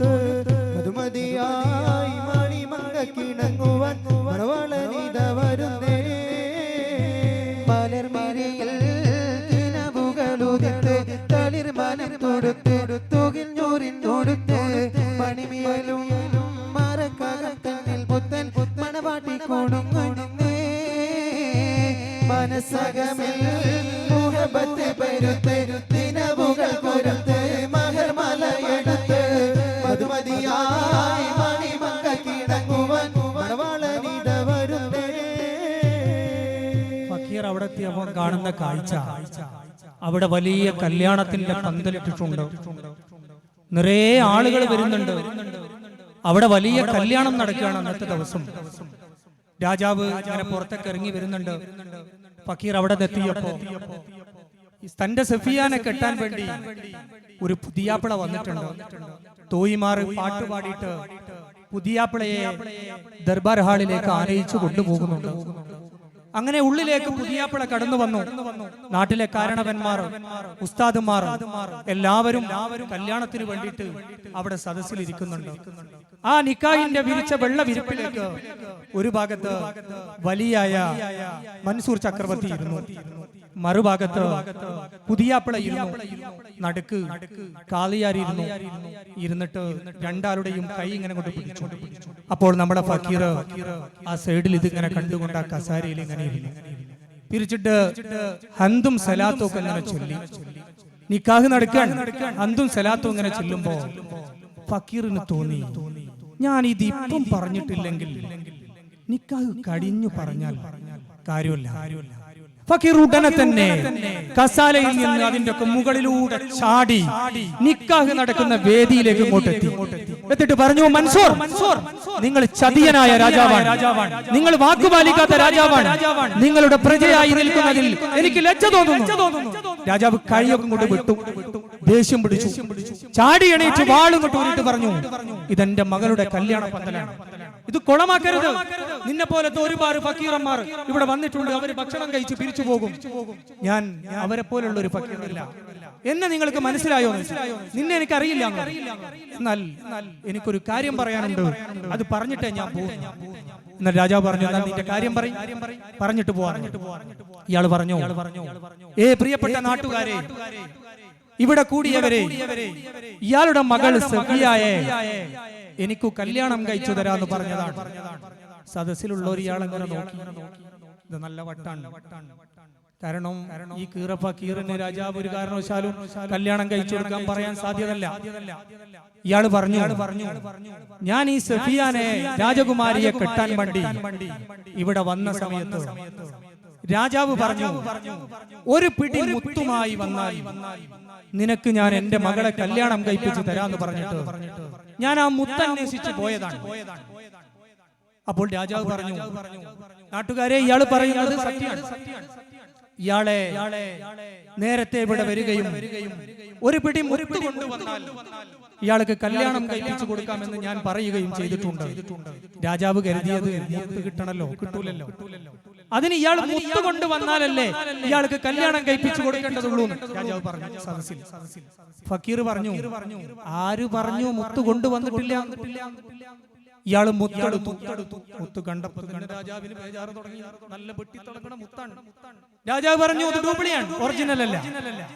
ഫക്കീർ പറഞ്ഞു, ഇത് ഡ്യൂപ്ലിയോ ഒറിജിനലോ എന്ന് തീരുമാനിക്കേണ്ടത് ഞാനോ നിങ്ങളോ അല്ല. രത്ന വ്യാപാരികളെ വിളിക്കി, സ്വർണ്ണ കച്ചവടക്കാരെ വിളിക്കി, അവര് പരിശോധിക്കട്ടെ എന്ന് പറഞ്ഞു.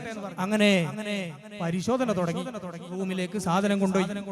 അവിടെ കല്യാണത്തിന് തടിച്ചുകൂടിയ കൂട്ടത്തിൽ ഒരുപാട് മുത്ത് വ്യാപാരികൾ, രത്ന വ്യാപാരികൾ, സ്വർണ്ണ കച്ചവടക്കാരുണ്ട്. അവരൊക്കെ വന്നിട്ട് റൂമിൽ കൊണ്ടുപോയിട്ട് ഈ മുത്ത് പരിശോധന തുടങ്ങി. സമയം കുറെ കഴിഞ്ഞു. എങ്ങനെ പരിശോധിച്ചിട്ടും നല്ല ഒറിജിനൽ മുത്താണ്. ഒരാൾ പുറത്തിറങ്ങി, ഇതിന്റെ തലവൻ. രാജാവ് ചോദിച്ചു, എങ്ങനെയുണ്ട്? നിങ്ങളെ കാര്യം പോക്കാണ്. മുത്തുപോക്കാണോ? എന്നാ നമുക്ക് നിക്കാഹ് നടത്തല്ലേ എന്ന് വെച്ചു രാജാവ്. രാജാവേ, നിങ്ങളെ കാര്യമാണ് പോക്ക്, ഒറിജിനൽ മുത്താണെന്ന് പറഞ്ഞു. പടച്ച തമ്പുരാനെ, രാജാവ് ബേജാറായി. ഒരു കാരണവശാലും ഇതിന്റെ അളവ് തുറയില്ല, ഒറിജിനൽ മുത്തുവാണ്. ഈ കോരിയെടുത്ത വെള്ളത്തെ മുത്താക്കിയത് ഖിളിർ നബി അലൈഹിസ്സലാത്തു വസ്സലാമാണ്. ഒരു പ്രവാചകന്റെ മൂജിസത്തിനെ മറികടക്കാൻ മറ്റൊരു വസ്തു കൊണ്ട് സാധ്യമല്ല, ഒറിജിനൽ മുത്താണ്. അങ്ങനെ രാജാവ് പറഞ്ഞു, ഞാൻ എന്ത് ചെയ്യും? നിങ്ങൾ ആലോചിച്ച് നോക്കൂ. മറ്റൊരു ആൾ തന്റെ മകളെ കല്യാണം കഴിക്കാൻ വേണ്ടിയിട്ട് നിക്കാഹിന്റെ സദസ്സിലിരിക്കുക. അപ്പൊ ഒരാള് വന്നിട്ട് കല്യാണം കഴിക്കണമെന്ന് പറയാം. എന്തായിരിക്കും രാജാവിന്റെ അവസ്ഥ? ഉടനെ തന്നെ കല്യാണം നടത്തേണ്ട വരൻ ഡമസ്കസിന്റെ രാജകുമാരൻ. അയാൾ എണീച്ചിട്ട് പറഞ്ഞു, രാജാവേ, നിങ്ങൾ അയാൾക്ക് കല്യാണം കഴിച്ചു കൊടുക്കും. നിങ്ങൾ വാക്ക് പാലിക്കുന്ന ഭരണാധികാരിയാണ്, അത് ആളുകൾ കാണട്ടെ എന്ന് പറഞ്ഞു. രാജാവിന് സന്തോഷായിട്ട് അങ്ങനെ അതേ വേദിയിൽ ഫക്കീറിന്റെ സഫിയാന്റെ നിക്കാഹ് നടക്കുകയാണ്.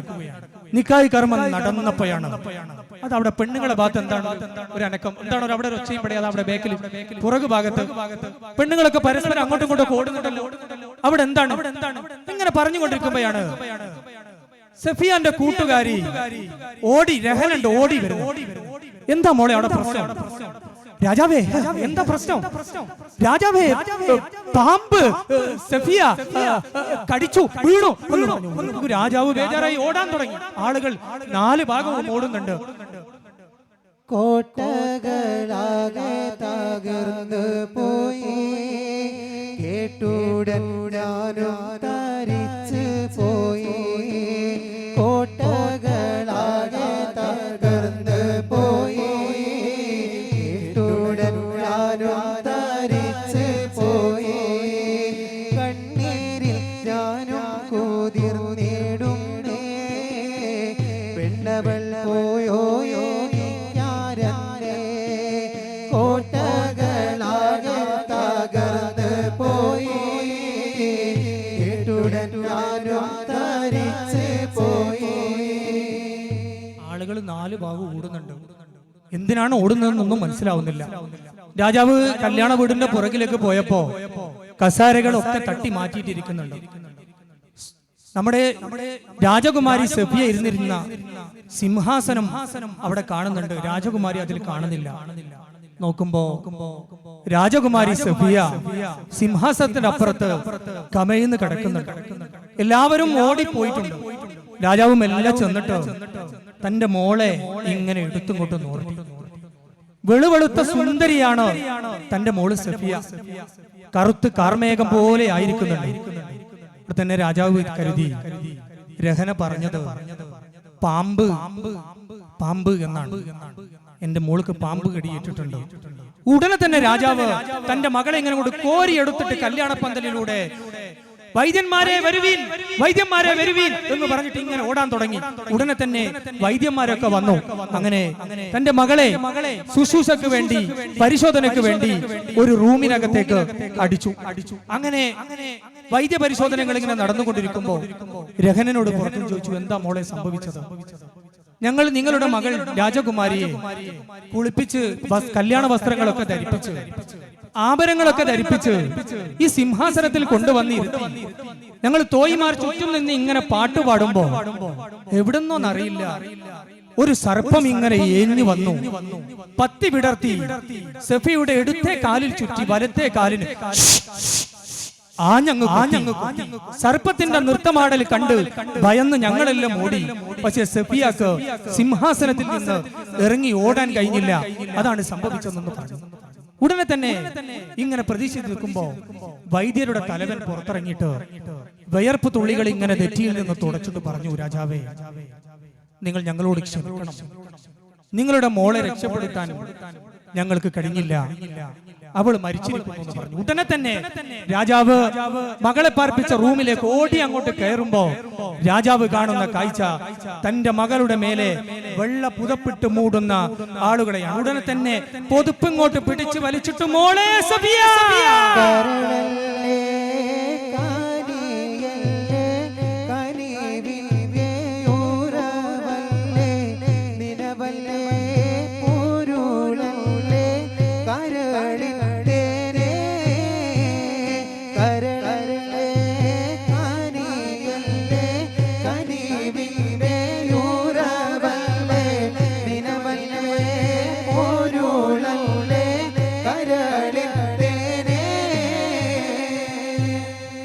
നീള വാർത്ത പറഞ്ഞു. കല്യാണത്തിന് ഒറ്റടിക്കാണ് കല്യാണ പന്തൽ മരണ വീടായി മാറുന്നത്. പുറത്തു നിന്ന് കേട്ടവരൊക്കെ വരാൻ തുടങ്ങി. കല്യാണത്തിന് വന്നവരെല്ലാവരും വരാൻ തുടങ്ങി. രാജാവ് അവിടെ ബോധം കെട്ടു പോകുന്നു. രാജാവിന്റെ ഭാര്യ വരുന്നു, മറിഞ്ഞു വീഴുന്നു. അങ്ങനെ കുളിപ്പിച്ച് കഫം ചെയ്ത് മയ്യത്ത് പള്ളിയിലേക്ക് കൊണ്ടുവന്ന് മയ്യത്ത് നിസ്കരിച്ചു. രാജാവ് മയ്യത്ത് നിസ്കാരത്തിന് നേതൃത്വം കൊടുത്തു. അവിടെ നിന്ന് വീണ്ടും പള്ളിക്കാട്ടിലേക്ക് മയ്യത്തെടുത്തു. മയ്യക്കട്ടിലിന്റെ തല ഒരു ഭാഗത്ത് ഹതഭാഗ്യനായ ഫക്കീർ പിടിച്ചു. മറ്റൊരു ഭാഗത്ത് ഡമസ്കസിന്റെ രാജകുമാരൻ മയ്യത്ത് കട്ടിൽ പിടിച്ചിട്ട് നേരെ പള്ളിക്കാട്ടിലേക്ക് കൊണ്ടുപോയി മയ്യത്ത് കബറടക്കി മൂടുകല്ല് വെച്ച് വിടവുകളൊക്കെ നികത്തി മണ്ണ് വാരിയിട്ട് മിൻഹാ അലക്കിനാക്കും വഫീഹാ നുഹീദുക്കും താറത്തൻ നുഹ്റാ മയ്യത്ത് മറവ് ചെയ്തു. പള്ളിക്കാട്ടിലാണ് നാളെ മണിയറ ഘനവേറിടുന്ന കല്ലതിന്റെ മീതെ പൊള്ളിടുന്ന ചൂട് തിങ്ങും കല്ലറ നാം തുള്ളി നടക്കേണ്ട മണ്ണിൽ മീതെ പള്ളിക്കാട്ടിലാണ് നാളെ മണിയറ ഘനവേറിടുന്ന കല്ലതിന്റെ മീതെ പൊള്ളിടുന്ന ചൂട് തിങ്ങും കല്ലറ നാം തുള്ളി നടക്കേണ്ട മണ്ണിൽ മീതെ. മയ്യത്ത് മറയുന്നു. ആളുകളൊക്കെ പിരിഞ്ഞുപോയി. രാജാവ് കൊട്ടാരത്തിലേക്ക് തിരിച്ചുപോയി. വല്ലാത്തൊരവസ്ഥയാണ്. കല്യാണ പന്തൽ ഒറ്റടിക്ക് മരണ വീടായി മാറിയിരിക്കുന്നു. എന്നാൽ എല്ലാവരും പിരിഞ്ഞു പോയിട്ടും ഒരാള് മാത്രം ഖബറിന്റെ അടുത്ത് നിന്ന് പോയില്ല. നമ്മുടെ ഫക്കീർ അവിടെ തന്നെ പ്രാർത്ഥനകളുമായി നിന്നു. തന്റെ ഭാര്യയുടെ അടുത്ത് ഇങ്ങനെ പ്രാർത്ഥനകളുമായി അവിടെ തന്നെ നിന്നു. നേരം ഇരുട്ടി. മഗ്രിബിന്റെ ബാങ്ക് കൊടുത്തു. പള്ളിയിലേക്ക് പോയി പ്രാർത്ഥനകളിൽ മുഴുകി ഇങ്ങനെ അവിടെ തന്നെ ഇരുന്നു. ഇശാഹ് ബാങ്ക് കൊടുത്തു, നിസ്കരിച്ചു. ആളുകളൊക്കെ പിരിഞ്ഞുപോയി. ഫക്കീർ മാത്രം പിരിഞ്ഞു പോയില്ല. അയാൾ ഇങ്ങനെ പ്രാർത്ഥിച്ച് അവിടെ നിന്നു. എന്നിട്ട് അയാൾ ഇങ്ങനെ ആലോചിക്കാൻ തുടങ്ങി, ഞാൻ എന്തൊരു ഹതഭാഗ്യനാണല്ലോ. എന്റെ സഫിയാനെ ഒരു നോക്ക് കാണാനല്ലേ എനിക്ക് കഴിഞ്ഞുള്ളൂ, പിന്നൊന്ന് കാണാൻ പോലും കഴിഞ്ഞില്ലല്ലോ അല്ലാ, ഞാൻ എന്തൊരു അധഭാഗ്യനാണല്ലാ എന്നൊക്കെ കരുതിയിട്ട് ഇങ്ങനെ പള്ളിയിൽ ഇയാളുടെ മനസ്സിന് അത് ഇങ്ങനെ ഇട്ട് ഇരുട്ടാൻ തുടങ്ങി. സഫിയ സഫിയ എന്നിങ്ങനെ ചിന്തയിലേക്ക് വരാൻ തുടങ്ങി. ഇയാളാകെ നട്ടപ്പാതിരെ നേരാണ്. ഇയാൾ നേരെ പള്ളിയുടെ മുമ്പിൽ ഒരു വിളക്ക്, ഒരു ലാമ്പ് അവിടെ കത്തുന്ന ലാമ്പ്, ആ ലാമ്പ് എടുത്തു പള്ളിയുടെ മുമ്പിൽ നിന്ന്.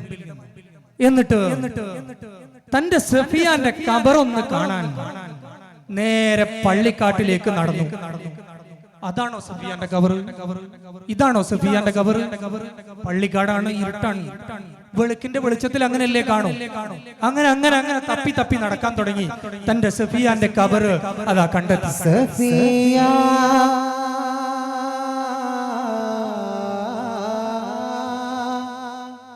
സഫിയ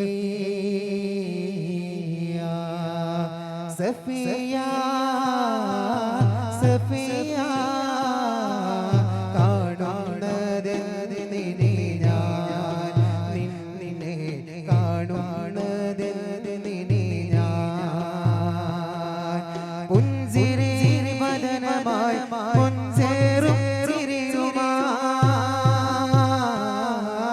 പുഞ്ചിരി മദനമായി പൊൻചേറും ചിരിയുമായി, കൊഞ്ചി കളിച്ച് പൂളഞ്ഞ് നടന്നൊരു മുഞ്ചത്തി നീ എവിടെ, സബീരേ മുഞ്ചുള്ള മോളെ നീ എവിടെ, ഇന്നു നാം തിരിഞ്ഞു പോയി മഹ്ശറനാളതിൽ,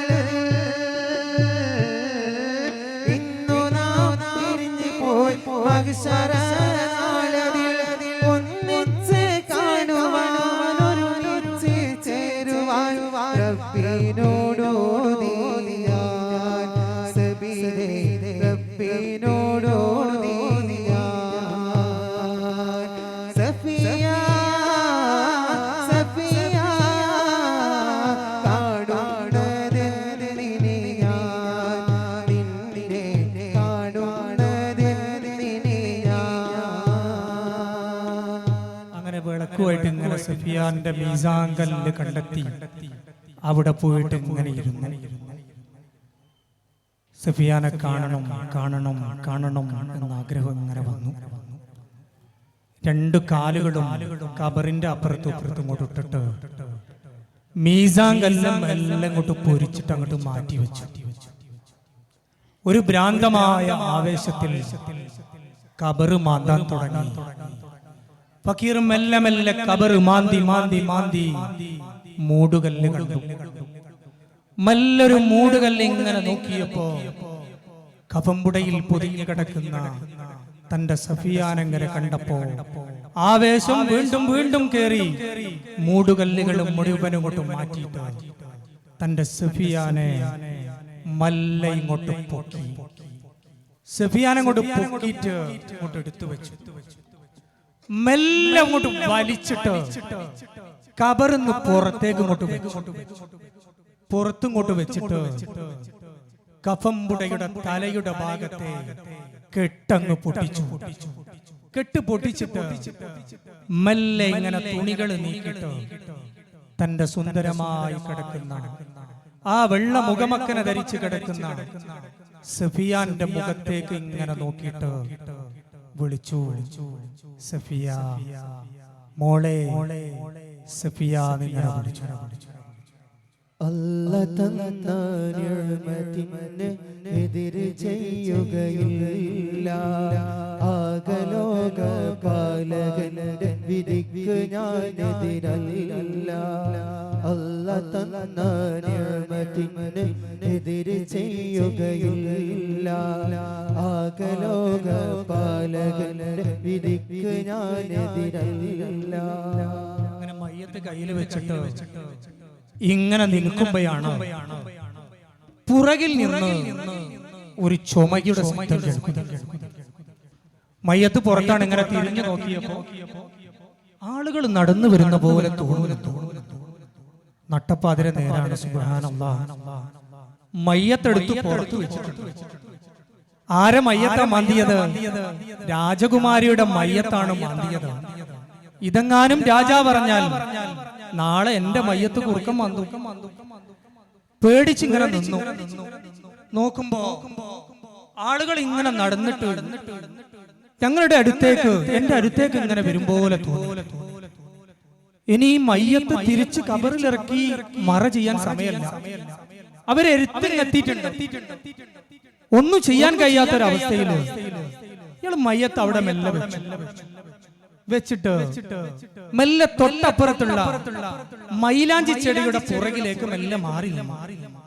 ഇയാള് കരുതിയത് ഇവരിങ്ങനെ നടന്നു വന്നിട്ട് പള്ളിക്കാടാണല്ലോ, ഈ ലൈറ്റിന്റെ ഇടയിൽ നിന്ന് ഈ മയ്യത്ത് ഇങ്ങനെ തുറന്നു വെച്ചത് കണ്ടാൽ പേടിച്ചിട്ട് അങ്ങ് പോവും.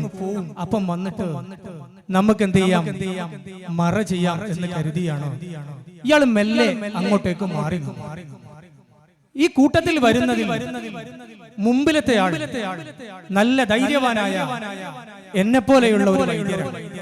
ബേക്കിലുള്ളത് രണ്ട് പേടി തൊണ്ടന്മാരായിട്ടുള്ള രണ്ടാളുകളാണ്. ഒന്നൊരു പണ്ഡിതനും ഒന്നൊരു കഥാകാരനും. ഈ സംഘമാണ് ഇങ്ങനെ ഇവരിങ്ങനെ എടുത്തു വന്നു. ഒപ്പരുള്ള രണ്ടാളും പറയുന്നുണ്ട്, വൈദ്യ ചെറിയ ലൈറ്റ് ഇങ്ങനെ കണ്ടപ്പോ മീസാൻ കല്ലൊക്കെ ഇങ്ങനെ കാണുന്നുണ്ട്. അന്തിക്ക് പള്ളിക്കാട്ടിൽ കാക്കാടത്തിലൊന്ന് പോയി നോക്കിയാൽ അത് കാണാൻ എങ്ങനെ ഉണ്ടാവും. പടച്ചോനെ വൈദ്യ എങ്ങോട്ടാ പോണത്? നമ്മൾ പോയി നോക്ക. ഇതൊരു പള്ളിക്കാടാണല്ലോ. പേടിച്ചിട്ട് ഇങ്ങനെ മെല്ലെ പോന്നു. അങ്ങനെ ലൈറ്റിന്റെ അടുത്ത് എത്തി നോക്കുമ്പോ പറഞ്ഞ പോലെ തന്നെ തുറന്നു വെക്കപ്പെട്ട മയ്യത്ത് കണ്ടപാടെ മറ്റവർ രണ്ടുപേരും പുറകോട്ടോടി. വൈദ്യർ മെല്ലെ അവിടെ തന്നെ നിന്നു. വൈദ്യർ അവിടെ നിന്നിട്ട് മുഖത്തേക്കൊന്നും ഇങ്ങനെ നോക്കിയിട്ട് വൈദ്യർ പറഞ്ഞു, ഇതിന്റെ മേലിലൂടെ റൂഹുണ്ടല്ലോ, ഇതൊരു വിഷമേറ്റ മയ്യത്താണല്ലോ. വൈദ്യർ കൂട്ടുകാരെ വരുവിൻ, ഇവരെ കാണുന്നില്ല, ഇവർ ഓടി രക്ഷപ്പെട്ടിട്ടുണ്ട്, നിങ്ങൾ അടുത്തു വാ. വൈദ്യ ആവശ്യമില്ലാത്ത പണിയെടുക്കണ്ട, പള്ളിക്കാടാൻ പുറത്തു മയ്യത്താൻ, ഏതെങ്കിലും പ്രേതോ ജിന്നോ എന്തെങ്കിലും ആയിരിക്കും, ആവശ്യമില്ലാത്ത പണിയെടുക്കണ്ടെന്ന് അയാൾ പറഞ്ഞു. ഞാൻ ഇതിന് ഒരു ഒറ്റമൂലി പ്രയോഗിക്കാൻ വേണ്ടി വൈദ്യരുമല്ലേ കണ്ണൊന്നും ഇങ്ങനെ തുറന്നു നോക്കി. നല്ല വൈദ്യന്മാർ അങ്ങനെയാണ്. ആദ്യം നമ്മളൊരു അസുഖത്തിന് കാണിക്കാൻ പോയാൽ കണ്ണൊക്കെ ഇങ്ങനെ തുറന്നു നോക്കും. ഒരാളുടെ കാല് വെച്ചുത്തിട്ട് ഡോക്ടറെ കാണിക്കാൻ പോയി. ഡോക്ടർ പതിവ് പോലെ ഇങ്ങനെ കണ്ണിങ്ങനെ തുറന്നു. അപ്പൊ അയാൾ പറഞ്ഞു, കണ്ണിനല്ല പ്രശ്നം, കാലിനാണ്. ഡോക്ടർ പറഞ്ഞു, എടാ പഹയ, എന്നെ കണ്ണ് നല്ലെങ്കിൽ കാല് വെച്ചുത്തൂലായിരുന്നു. അതേപോലെ വൈദ്യരുമല്ലേ കണ്ണിങ്ങനെ തുറന്നു നോക്കി. അയാൾ പറഞ്ഞു, ഞാൻ ഇതിന് ഒരു പച്ചമരുന്ന് പ്രയോഗിക്കാൻ വേണ്ടി പോവാണ്. ചിലപ്പോൾ ഇത് എഴുന്നേൽക്കാം, ചിലപ്പോൾ ഇത് എഴുന്നേറ്റാൽ വൈദ്യ നിന്റെ കാര്യം പോക്കാൻ. മറ്റോല് പറഞ്ഞു, ആവശ്യമുള്ള പണിയെടുത്താൽ മതി, ആവശ്യമില്ലാത്ത പണിയെടുക്കണ്ട. പറഞ്ഞു, വേണ്ട, ഞാൻ ഇതൊന്ന് പരിശോധിക്കും. അങ്ങനെ നല്ല പ്രഗത്ഭനായ വൈദ്യരാണ് ഇയാൾ. തന്റെ സഞ്ചിയിൽ നിന്ന് ആ പച്ചമരുന്ന് ഇങ്ങെടുത്തിട്ട് നല്ല പാടെങ്ങനെ നിരുമ്പിട്ട് അയാൾ കൈയൊക്കെ ഇങ്ങനെ പിടിച്ചു നോക്കിയിട്ട് പ്രഷറൊക്കെ ഇങ്ങനെ നോക്കി. എന്നിട്ട് ഏപ്പുകളിലൊക്കെ ഇങ്ങനെ പരട്ടി കഫം കൂടെ മാറ്റിയിട്ട് അയാൾ ഏപ്പിലൊക്കെ ഈ പച്ചമരുന്ന് ഇങ്ങനെ പരട്ടിയിട്ട് അവസാനം അതിന്റെ നീര് മയ്യത്തിന്റെ തൊള്ളയിൽ വാഴയിൽ ഇങ്ങനെ ഉറ്റിച്ചു കൊടുത്തിട്ട് മയ്യത്തൊരൽപ്പം പിടിച്ചിട്ട് പറഞ്ഞു ഒപ്പരുള്ളവരോട്, നമ്മുടെ തോൽസഞ്ചിയിൽ വെള്ളമുണ്ട്, അതൊന്ന് കൊണ്ടുവരുന്നു. അവർ പറഞ്ഞു, വൈദ്യ ഞങ്ങൾ വരില്ല, നീ എടുത്തിട്ട് പോയിക്കോന്ന്. വൈദ്യർ പറഞ്ഞു, എടോ എന്റെ കയ്യിൽ തലയുണ്ട്, തല ആകാശത്തുനിന്ന് വന്ന് വീണോന്നല്ലോ, എടുത്ത് കയ്യിൽ വെച്ചാണല്ലോ, അവിടെ നിലത്തിട്ടെ, എന്നിട്ട് വന്നിട്ട് എടുത്തോന്ന്. വൈദ്യർ വീണ്ടും പറഞ്ഞു, നിങ്ങൾ വെള്ളം കൊണ്ടുവാ. അവസാനം മനസ്സില്ല മനസ്സോടുകൂടി ഇവര് വെള്ളം കൊണ്ടുകൊടുത്തു. വൈദ്യർ മെല്ലെ തൊള്ള തുറന്നിട്ട് വെള്ളം ഇങ്ങനെ ഒഴിച്ചു കൊടുത്തിട്ട് ചങ്കിലി ഇങ്ങനെ ഒഴിഞ്ഞു കൊടുക്കാൻ തുടങ്ങി. വെള്ളം അങ്ങനെ ഇറങ്ങാൻ തുടങ്ങി. വെള്ളം ഇങ്ങനെ ഇറങ്ങാൻ തുടങ്ങിയപ്പോ വൈദ്യര് ചിരിക്കാൻ തുടങ്ങി. വൈദ്യര് ചിരിച്ചപ്പം മറ്റൊരു പറഞ്ഞേ, വൈദ്യര് ചിരിക്കുന്നുണ്ട്, വൈദ്യക്ക് പ്രേതം കയറി. പ്രേതം കയറിയാൽ ചിരിക്കയ്യ, അങ്ങനല്ലേ? പ്രേതം കയറിയാൽ ചെറുങ്ങനെ ചിരി വരും. അപ്പൊ നിങ്ങൾക്കൊക്കെ പ്രേതം കൂടിയല്ലോ. അങ്ങനെ വൈദ്യ ചിരിക്കാൻ തുടങ്ങി. മെല്ലെ മെല്ലെ കഴിഞ്ഞപ്പോ കൈകാലുകളൊക്കെ അനങ്ങാൻ തുടങ്ങി. കുറച്ചു കഴിഞ്ഞപ്പോ സഫിയത എഴുന്നേറ്റ് നിൽക്കുന്നു. പള്ളിക്കാട്ടിൽ മരിച്ച മയ്യത്ത് എഴുന്നേറ്റ് നിന്നാ എങ്ങനെ ഉണ്ടാവും? മറ്റവർ രണ്ടാളും മാറി നിന്നിട്ട് പറഞ്ഞു, വൈദ്യ വൈദ്യ വിട്ടോ വിട്ടോ, ഇത് ജിന്നോ പ്രേതോ എന്തെങ്കിലും ആണെന്ന് പറഞ്ഞു. വൈദ്യരും ഇങ്ങനെ പേടിച്ചിട്ട് ഇങ്ങനെ നിന്നു. എന്നിട്ട് സഫിയ ചോദിച്ചു, നിങ്ങൾ ആരാണ്? ഞങ്ങൾ ആരാണെന്നോ? നീ ആരാണ്? നിങ്ങൾ ആരാണ്? നിങ്ങൾ കള്ളന്മാരാണ്, നിങ്ങൾ കൊള്ളക്കാരാണ്. എന്റെ ആഭരണങ്ങൾ എവിടെ? എന്റെ വിവാഹ വസ്ത്രം എവിടെ? എന്റെ ആഭരണങ്ങൾ മുഴുവൻ കൊള്ള ചെയ്യപ്പെട്ടിട്ടുണ്ട്. നിങ്ങൾ കൊള്ള സംഘമാണ്. ഇത് കേട്ടപ്പോ മറ്റേ രണ്ടാളും അപ്പുറത്ത് നിന്നിട്ട് പറഞ്ഞു, വൈദ്യർക്ക് അങ്ങനെ തന്നെ കിട്ടണം. ആവശ്യമില്ലാത്ത പണിയെടുത്താണ്, വെറുതെ ഒരു മരുന്ന് കൊടുത്ത് ജീവിപ്പിച്ചാണ്, അങ്ങനെ തന്നെ കിട്ടണം. ഈ സൗണ്ട് കേട്ടോ സഫിയ പറഞ്ഞു, നിങ്ങൾ ആരാണ്? ഇവിടെ വരി. പേടിച്ചുകൊണ്ട് അവരും ഇവിടെ വന്നിട്ട് ചോദിച്ചു, നിങ്ങൾ ആരാണ്? നിങ്ങൾ ചതിയന്മാരാണ്, കൊള്ളക്കാരാണ്. എന്റെ ആഭരണങ്ങൾ എവിടെ? എന്റെ വസ്ത്രങ്ങൾ എവിടെ? അവര് പറഞ്ഞു, ഞങ്ങൾ സത്യം പറയാം, ഞങ്ങൾ ഈ നാട്ടുകാരാണ്, ഞങ്ങൾ ഈ ബൽക്ക രാജ്യക്കാരല്ല, ഞങ്ങളൊരു മുസാഫിറുകളാണ്, യാത്രക്കാരാണ്. ഞങ്ങളൊരു യാത്ര ഇങ്ങനെ പോകുമ്പോ ഞങ്ങളെ കയ്യിലുള്ള വിളക്ക് അണഞ്ഞുപോയി. കാറ്റുകൊണ്ട് വിളക്ക് അണഞ്ഞപ്പോ ഞങ്ങൾക്ക് ദിശയറിയാതെ വന്നു. എങ്ങോട്ട് പോകണം, എങ്ങോട്ട് സഞ്ചരിക്കണമെന്ന് അറിയാതെ വന്നു. ഞങ്ങൾ ദൂരെ നിന്ന് നോക്കുമ്പോ ഈ വിളക്ക് ഞങ്ങൾ അവിടെ നിന്ന് കണ്ടു. ഈ വിളക്ക് കണ്ടപ്പോ ഞങ്ങൾക്ക് വെളിച്ചം പകരാൻ വേണ്ടി ഇതിൽ നിന്ന് വെളിച്ചമെടുക്കാമെന്ന് കരുതി ഞങ്ങൾ ഇങ്ങോട്ട് വന്നതാണ്. വന്നപ്പോഴാണ് ഈ കബറ് മാന്തി വെച്ചതും ഈ സ്ഥിതിയും ഒക്കെ ഞങ്ങൾ കാണുന്നത്. നിങ്ങൾ പറഞ്ഞത് സത്യമാണോ? അതെ. നിങ്ങൾ പറഞ്ഞത് സത്യമാണോ? അതെ, ഞാൻ പറഞ്ഞത് സത്യമാണ്. ചോദിച്ചു, നീ ആരാണ്? നിങ്ങൾ ആരാണ്? അപ്പൊ കാര്യങ്ങളൊക്കെ ഇങ്ങനെ പറഞ്ഞു. ഞാൻ ഇന്ന രാജാവിന്റെ മകളാണ്, ഇന്ന സംഗതികളൊക്കെ പറഞ്ഞു. സഫിയാക്ക് ഓർമ്മയുള്ളത് കല്യാണ പന്തലിലേക്ക് കുളിച്ചു മാറ്റി വന്നതും സ്വർണ്ണാഭരണങ്ങൾ നിരച്ച് സിംഹാസനത്തിൽ ഇരുന്നതും മാത്രമേ സഫിയാക്ക് ഓർമ്മയുള്ളൂ. അവിടെ നിന്ന് ഇങ്ങോട്ടുള്ള കഥകളൊന്നും സഫിയാക്ക് ഓർമ്മയില്ല. അപ്പോഴാണ് ഇവര് കഥകളൊക്കെ പറഞ്ഞിട്ട് പറഞ്ഞു, എന്നാൽ ഞങ്ങൾ കൊട്ടാരത്തിലേക്ക് കൊണ്ടുവിടാം. കൊട്ടാരത്തിലേക്ക് പോകുമെന്ന് തോന്നിയപ്പോ നമ്മുടെ മൊയ്ലാഞ്ചി കൊമ്പിന്റെ അപ്പുറത്തൊളിച്ചിരിക്കുന്ന ആൾ, അയാൾ ഇതുവരെ ഈ കഥകളൊക്കെ കണ്ട് കേട്ട് ഇങ്ങനെ നിൽക്കുകയാണ്. കൊട്ടാരത്തിലേക്ക് സഫിയാനെ കൊണ്ടാക്കുമെന്ന് തോന്നിയപ്പോ പുറകിൽ ഇങ്ങോട്ട് വന്നിട്ട് അയാൾ മെല്ലെ നടന്നു വന്നിട്ട് അസ്സലാമു അലൈക്കും തിരിഞ്ഞങ്ങോട്ട് നോക്കുമ്പോ മണ്ണുമാന്തി ജഡം പിടിച്ചു കിടക്കുന്ന ഈ മനുഷ്യനെ ഇവരിങ്ങോട്ട് കണ്ടതോടുകൂടി എല്ലാവരും പേടിച്ചു. പടച്ച തമ്പുരാനെ, നീ ആരാണ്?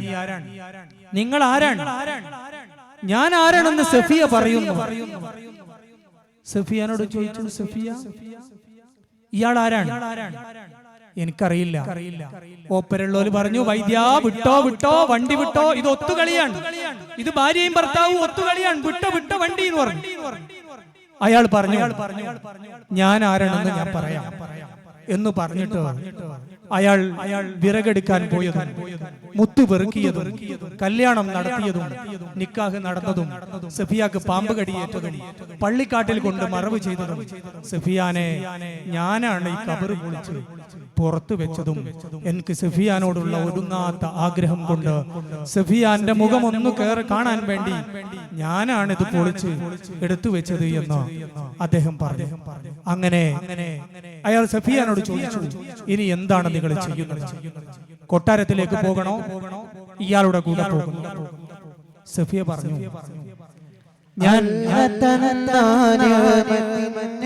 എതിരെ ചെയ്യുകയില്ല, ആകലോക പാലകന്റെ വിധിക്ക് ഞാനെതിരല്ല, അല്ല തന്നാനെ എതിരെ ചെയ്യുകയില്ല,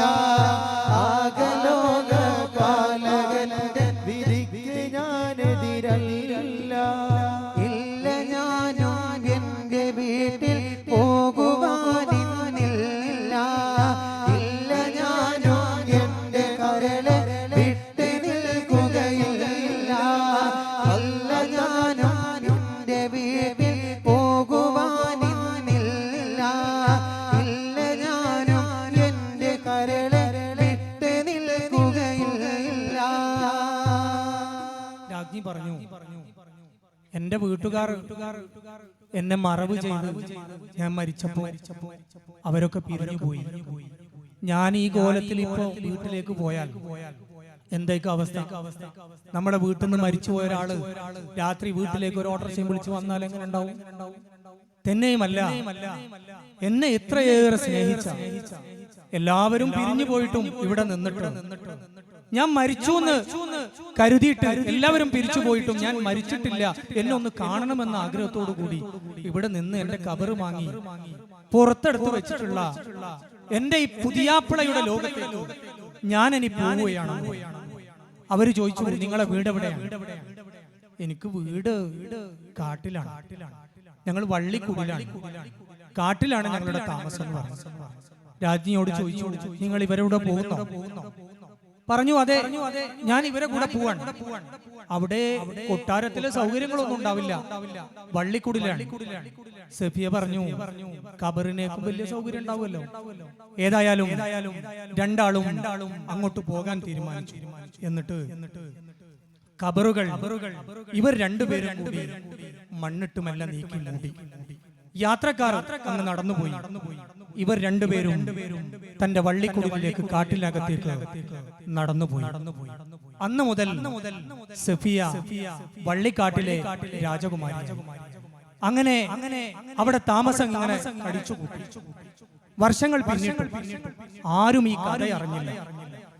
ഫക്കീർ രാവിലെ വിറക് വെട്ടാൻ പോകും, വൈകുന്നേരം വിറക് വെട്ടി ഭക്ഷണം വാങ്ങി തിരിച്ചു വരും.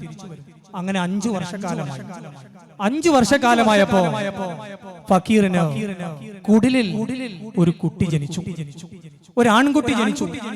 കുട്ടിക്ക് ഇബ്രാഹിം എന്ന് പേരിട്ടു. കുട്ടി അങ്ങനെ വളർന്നു. 5 വയസ്സായി. 5 വയസ്സായപ്പോ നാട്ടാചാര പ്രകാരം നമ്മൾ ഒത്തുപള്ളിയിൽ കൊണ്ടുപോയ. അങ്ങനെ ഫക്കീർ കുട്ടിയെ തൊട്ടടുത്തുള്ള ഓത്തുപള്ളിയിൽ കൊണ്ടുപോയി ഓത്തിന് ചേർത്തു. കുട്ടി ഖുർആൻ പഠിക്കാൻ തുടങ്ങി. നല്ല ഈണത്തിൽ ഖുർആൻ ഓതാൻ തുടങ്ങി. 10 വർഷമായിട്ടും രാജാവിന്റെ വീട്ടിൽ രാജാവിന്റെ ഭാര്യ ഇപ്പയും ആ മരണത്തിന്റെ ഷോക്ക് മാറിയിട്ടില്ല. രാജാവും വളരെ അസ്വസ്ഥതയിലാണ്. രാജാവിന്റെ ഭാര്യ വല്ലാത്തൊരു സങ്കടപ്പെട്ട അവസ്ഥയിലുമാണ്. അങ്ങനെ വെറുതെ ഇങ്ങനെ നിൽക്കുമ്പോഴാണ് ഒരു ദിവസം രാജാവ് മനസ്സിനൊരു സുഖം കിട്ടാൻ വേണ്ടിയിട്ടാണ് കാട്ടിലേക്ക് നായാട്ടിന് പോകാൻ വേണ്ടി തീരുമാനമെടുത്തു. അങ്ങനെ തന്റെ കുതിരപ്പുറത്ത് കയറിയിട്ട് കാട്ടിലേക്ക് നായാട്ടിന് പോകുമ്പോ ഈ പള്ളിക്കൂടത്തിന്റെ അരികിലൂടെയാണ് രാജാവും സംഘവും നായാട്ടിന് പോകുമ്പോഴാണ് പള്ളിയിൽ നിന്ന് അതിമനോഹരമായ ഖുർആനോത്ത് രാജാവിന്റെ ശ്രദ്ധയിൽപ്പെട്ടു. കുതിരയെ അവിടെ നിർത്തി. ഒന്ന് കാത് കൊടുത്തപ്പോ നല്ല ഖുർആനോത്ത്. ശബ്ദമാണെങ്കിലോ തന്റെ സഫിയാനെ പോലെയുള്ള ശബ്ദം. രാജാവ് കുതിരയെ അവിടെ നിർത്തിയിട്ട് മെല്ലെ പള്ളിയുടെ അടുത്തേക്ക് വന്നു. ഉസ്താദ് ഇവിടെ നിന്ന് അങ്ങോട്ട് തിരിഞ്ഞു നിൽക്കുന്നു. കുട്ടികൾ അവിടെ നിന്ന് ഇങ്ങനെ ഖുർആൻ ഓതുന്നു. ഖുർആൻ ഓതി കഴിഞ്ഞപ്പോ ഉസ്താദ് ഇങ്ങനെ തിരിഞ്ഞു നോക്കുമ്പോ രാജാവുണ്ട് പുറകിൽ. ആ രാജാവോ, നിങ്ങൾ എപ്പോ വന്നു? ഞാൻ കുറച്ചു സമയമായി. ആ കുട്ടിയുടെ ഖുർആൻ ഓത്ത് കേട്ടിട്ട് ഞാൻ ഇവിടെ വാഹനം നിർത്തി ഇവിടെ വന്നതാണ്. ആരുടേതാണ് ആ കുട്ടി? ഉസ്താദ് പറഞ്ഞു, ആ കുട്ടി ആരുടേതാണെന്ന് ചോദിച്ചാൽ എനിക്കറിയില്ല. ഒരു ഫക്കീർ രാവിലെ എവിടെ വരും, അയാൾ കുട്ടിയെ എവിടെ ഏൽപ്പിക്കും, അയാൾ വിറക് വെട്ടാൻ പോകും, തിരിച്ചു വരുമ്പോൾ കുട്ടിയെ അയാൾ കൂട്ടും, തിരിച്ചു പോകും. ഇതാണ് പതിവ് എന്ന് പറഞ്ഞു. ഉടനെ തന്നെ രാജാവ് ഉസ്താദിനോട് പറഞ്ഞു, എനിക്കൊരു മകളുണ്ടായിരുന്നു. 10 വർഷങ്ങൾക്ക് മുമ്പേ അവള് പാമ്പ് കടിയേറ്റു മരിച്ചു. നിങ്ങൾ അറിഞ്ഞിട്ടുണ്ടാവും. അവളുടെ മുഖം പോലെയുണ്ടോ ആ കുട്ടിക്ക്? നിങ്ങൾക്ക് ആരെ തോന്നുന്നു എന്ന് ഉസ്താദിനോട് ചോദിച്ചു. ഈ രാജാവിന്റെ മകളെയും ഓത്തു പഠിപ്പിച്ചത് ഇതേ ഉസ്താദ്. ഉസ്താദ് ഇങ്ങനെ മുഖത്തേക്ക് ഇങ്ങനെ നോക്കുമ്പോ മാഷാ അല്ലാഹ് അത്ഭുതപ്പെട്ടു. ഇത് സഫിയാന്റെ മോഡലാണല്ലോ. ഇതിന്റെ മുഖം, ഇതിന്റെ കണ്ണ്, ഇതിന്റെ സൗന്ദര്യം, ഇതിന്റെ ശബ്ദം എല്ലാം സഫിയാന്റെ മോഡലാണല്ലോ. ഉടനെ തന്നെ രാജാവ് പറഞ്ഞു, ഉസ്താദേ, ഞാൻ ഇതിനെ കൊട്ടാരത്തിലേക്ക് കൊണ്ടുപോകും. രാജാവെ, കൊട്ടാരത്തിലേക്ക് കൊണ്ടുപോയാൽ ഈ കുട്ടിയുടെ ഉപ്പ വരുമ്പോ എനിക്ക് കുട്ടിയെ കൊടുക്കാൻ കഴിയോ? അത് പ്രയാസാവില്ലേ? അത് കുഴപ്പമില്ല, നിങ്ങൾ പറഞ്ഞാൽ മതി കൊട്ടാരത്തിലേക്ക് വരാൻ. ഞാൻ ഈ കുട്ടിയെ കൂട്ടിക്കൊണ്ടുപോവാണെന്ന് പറഞ്ഞിട്ട് രാജാവ് കുട്ടിയെയും കൂട്ടിയിട്ട് നായാട്ട് നിർത്തി വെച്ച് നേരെ കൊട്ടാരത്തിലേക്ക് പോയി. അപ്പയാണോ നമ്മുടെ ഫക്കീർ പതിവ് പോലെ വിറക് വെട്ടി വിൽപ്പന നടത്തി ഭക്ഷണം കഴിച്ച് ഭക്ഷണത്തിന്റെ സാധനങ്ങളൊക്കെ വാങ്ങിയിട്ട് കുട്ടിയെ കൂട്ടാൻ വേണ്ടി പള്ളിയിലേക്ക് വരുന്നു. സാധാരണഗതിയിൽ കുട്ടി പള്ളിയുടെ തിണ്ടയിൽ ഇങ്ങനെ ഇരിക്കും, ഉപ്പയും കാത്തും. ഉപ്പ വരുമ്പോ ഉപ്പയുടെ ഒപ്പം ഇങ്ങനെ പോകും. അതാണ് പതിവ്. ഫക്കീർ വരുന്ന സമയത്ത് ഇങ്ങനെ നോക്കിയിട്ട് കുട്ടിയെ കാണുന്നില്ല. പള്ളിയുടെ ചുറ്റുപാടും നടന്നു. മോനെ ഇബ്രാഹിമേ, മോനെ ഇബ്രാഹിം, വിളിയൊന്നും കേൾക്കുന്നില്ല. പള്ളിയുടെ അകത്തേക്ക് അറിയും, എന്റെ മകൻ എവിടെ? നിങ്ങൾ എന്നോട് ക്ഷമിക്കണം, ഇതുവഴി രാജാവ് വന്നിരുന്നു. രാജാവ് നിങ്ങളുടെ കുട്ടിയെ കണ്ടു. അയാൾക്ക് ഒരു മകളുണ്ടായിരുന്നു, അവരെ പോലെയുണ്ട്. അതുകൊണ്ട് ഈ കുട്ടിയെ വീട്ടിലൊന്ന് കൊണ്ടുപോയി അയാളുടെ ഭാര്യക്കൊന്ന് കാണിച്ചു കൊടുത്താൽ അയാളുടെ ഭാര്യയുടെ മാനസിക നില റെഡിയാവുമെന്ന് കരുതിയിട്ട് രാജാവ് കൊട്ടാരത്തിലേക്ക് കൂട്ടിക്കൊണ്ടുപോയതാണെന്ന് പറഞ്ഞു. ഉടനെ തന്നെ ഉസ്താദിനോട് പറഞ്ഞല്ലോ, ഉസ്താദേ, നിങ്ങൾ എന്ത് പണിയാണ് ഈ കാണിച്ചത്? എന്റെ കുട്ടിയെ എനിക്ക് നഷ്ടമാകുമല്ലോ. ഉസ്താദ് പറഞ്ഞു, നിങ്ങൾ ബേജാറാവണ്ട, ഞാൻ പോയിട്ട് കൂട്ടിക്കൊണ്ടുവരാം. ഫക്കീർ പറഞ്ഞു, നിങ്ങൾ പോകണ്ട, ഞാൻ പോയിട്ട് കൂട്ടിക്കൊണ്ടുവരാം. നേരെ ഫക്കീർ കൊട്ടാരത്തിലേക്ക് ചെന്നു. അപ്പോ രാജാവ് ഈ കുട്ടിയെ കൂട്ടിക്കൊണ്ടുപോയിട്ട് തന്റെ ഭാര്യയോട് ഇങ്ങനെ പറഞ്ഞു, ഭാര്യ, ഈ കുട്ടിയെ ഒന്ന് നോക്കൂ, ഇത് നമ്മുടെ സഫിയാന്റെ അതേ രൂപമുണ്ടല്ലോ. സഫിയാന്ന് കേട്ടപ്പോഴേക്കും ഭാര്യ വീണ്ടും ഓഫായി. ഭാര്യ അവിടെ കടന്നു. രാജാവ് പറഞ്ഞു കുട്ടിനോട്, നീ കൊട്ടാരൊക്കെ ഒന്ന് ഇങ്ങനെ നടന്നു കണ്ടോ? കൊട്ടാരൊക്കെ ഇങ്ങനെ ഈ കുട്ടി നടന്നു കാണുകയാണ്. അപ്പയാണ് തന്റെ പിതാവ് അങ്ങോട്ടേക്ക് ഗേറ്റ് കടന്നുകൊണ്ട് കൊട്ടാരത്തിലേക്ക് എത്തുന്നു. പുറത്തു നിന്ന് വിളിച്ചു, മോനെ ഇബ്രാഹിമേ, മോനെ ഇബ്രാഹിമേ. കൊട്ടാരത്തിന്റെ ഉള്ളിലേക്ക് വിളി കേട്ട കുട്ടി തന്റെ ഉപ്പയുടെ വിളി കേട്ട സന്തോഷത്തിൽ കൊട്ടാരത്തിൽ നിന്ന് ഇറങ്ങിയിട്ട് ഓടി ഉപ്പയുടെ അടുത്തേക്ക് വന്നു. കുട്ടി ഇങ്ങനെ ഉപ്പയെ പിടിക്കാൻ കൈ കെട്ടി വെക്കുന്നു. ഉപ്പ കുട്ടിയെ സ്വീകരിക്കാനും ഇങ്ങനെ കൈ നീട്ടി നിൽക്കുന്നു. അപ്പയാണ് പുറകിൽ നിന്ന്, നിൽക്ക്, അവിടെ നിൽക്ക്, നിങ്ങൾ ആരാണ്? പറഞ്ഞു, ഞാനൊരു ഫക്കീറാണ്. കഥ പറയാം ഞാനെല്ലാം കഥനമതായി തീർന്നല്ലോ. കരഞ്ഞു കണ്ണീർ തൂകിയ ദിനമത് തന്നിൽ ഞാനും ഖബറരികിൽ ചെന്നോടെ നിന്നത് മുന്നിൽ. കഥ പറയാം ഞാനെല്ലാം കഥനമതായി തീർന്നല്ലോ. കരഞ്ഞു കണ്ണീർ തൂകിയ ദിനമത് മുന്നിൽ ഞാനും ഖബറരികിൽ ചെന്നോടെ നിന്നത് മുന്നിൽ. സഖിയവളെ തേടി ഞാൻ സുഖസൗഖ്യമോരോന്നും. സഖിയവളെ തേടി ഞാൻ സുഖസൗഖ്യമോരോന്നും. സർവസുഖം വീട്ട് ഞാൻ തേടിയലഞ്ഞു. എന്റെ സർവസവും എൻ മുമ്പിൽ കൂടിയണിഞ്ഞു.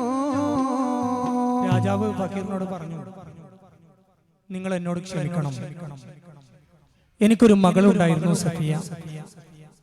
അവൾക്ക് ഈ കുട്ടിയുടെ മുഖഭാവവും ശബ്ദവുമൊക്കെയാണ് അള്ളാഹു കൊടുത്തത്. അതുകൊണ്ട് എന്റെ ഭാര്യ 10 വർഷമായി മരിച്ചിട്ട് ആ പ്രയാസം ഒന്ന് മാറുമെന്ന് അറിയാൻ വേണ്ടി എന്റെ ഭാര്യയ്ക്ക് ഈ കുട്ടിയെ ഒന്ന് കൂട്ടി കാണിച്ചു കൊടുക്കാൻ വേണ്ടി ഞാൻ കൂട്ടിക്കൊണ്ടുവന്നതാണ്. പ്രയാസപ്പെടുത്തിയതിൽ നിങ്ങൾ എന്നോട് ക്ഷമിക്കണം എന്ന് പറഞ്ഞു. എന്നിട്ട് റിക്വസ്റ്റ് പറഞ്ഞു, നിങ്ങൾ സമ്മതിക്കുകയാണെങ്കിൽ ഈ കുട്ടിയെ ഞാൻ രാജകൊട്ടാരത്തിൽ വളർത്താം, എല്ലാ സൗകര്യങ്ങളും കൊടുക്കാം. ഇയാള് പറഞ്ഞു, ഈ കുട്ടിയെ ഇവിടെ വളർത്താൻ പറ്റില്ല. കാരണം നിങ്ങൾ 10 വർഷം മുമ്പ് മരിച്ച നിങ്ങളുടെ മകളുടെ പ്രയാസം അനുഭവിക്കുന്ന ഉമ്മക്ക് എന്റെ കുട്ടിയെ ഒന്ന് കാണിച്ചു കൊടുത്താൽ പ്രയാസം മാറുമോ എന്നറിയാൻ വേണ്ടി കൊണ്ടുവന്നതാണ്. എന്നാൽ ഈ കുട്ടിയുടെ ഒരു ഉമ്മയുണ്ട്. ഈ കുട്ടി അവിടെ എത്തിയിട്ടില്ലെങ്കിൽ ഉമ്മക്ക് പ്രയാസവും. അതുകൊണ്ട് ഇവിടെ പാർപ്പിക്കാൻ പറ്റില്ല. രാജാവ് പറഞ്ഞു, എന്നാൽ ഞാൻ പോയിട്ട് നിങ്ങളുടെ ഭാര്യയോട് സമ്മതമാക്കാം. ഇയാൾ പറഞ്ഞു, പോവാൻ പറ്റൂല. അതെന്താ? എന്റെ ഭാര്യയെ നിങ്ങൾക്ക് കാണാൻ പറ്റൂല. ഞാൻ ഈ നാടിന്റെ രാജാവാണ്. ഒരാവശ്യം വന്നാൽ പ്രജയെ കാണേണ്ട അത്യാവശ്യമുണ്ടെങ്കിൽ എനിക്ക് കാണാൻ അവകാശമുണ്ട്. നിങ്ങളുടെ ഭാര്യ ആരാണ്? നിങ്ങളുടെ ഭാര്യ സ്വർഗത്തിൽ നിന്നെങ്ങാനും വന്നതാണോ? എനിക്ക് കാണണമെന്ന് പറഞ്ഞു. രാജാവിനോട് പറഞ്ഞു, എന്റെ ഭാര്യ ആരാണെന്ന് ഞാൻ പറഞ്ഞാൽ നിങ്ങൾ ഞെട്ടും. രാജാവ് പറഞ്ഞു, ഞാൻ ഞെട്ടും. ഇയാള് പറഞ്ഞു, നിങ്ങളുടെ ഞാൻ ആരാണെന്ന് നിങ്ങളോട് പറയാം. നിങ്ങളുടെ ഭാര്യ എന്റെ ഭാര്യ ആരാണെന്ന് പറഞ്ഞാൽ ഈ ബൽക്ക രാജ്യത്തെ രാജാവ് മൻസൂർ അലി ഖാൻ ചക്രവർത്തിയുടെ മകൾ സഫിയയാണ്. ഉടനെ തന്നെ രാജാവ് ക്ഷോഭിതനായി.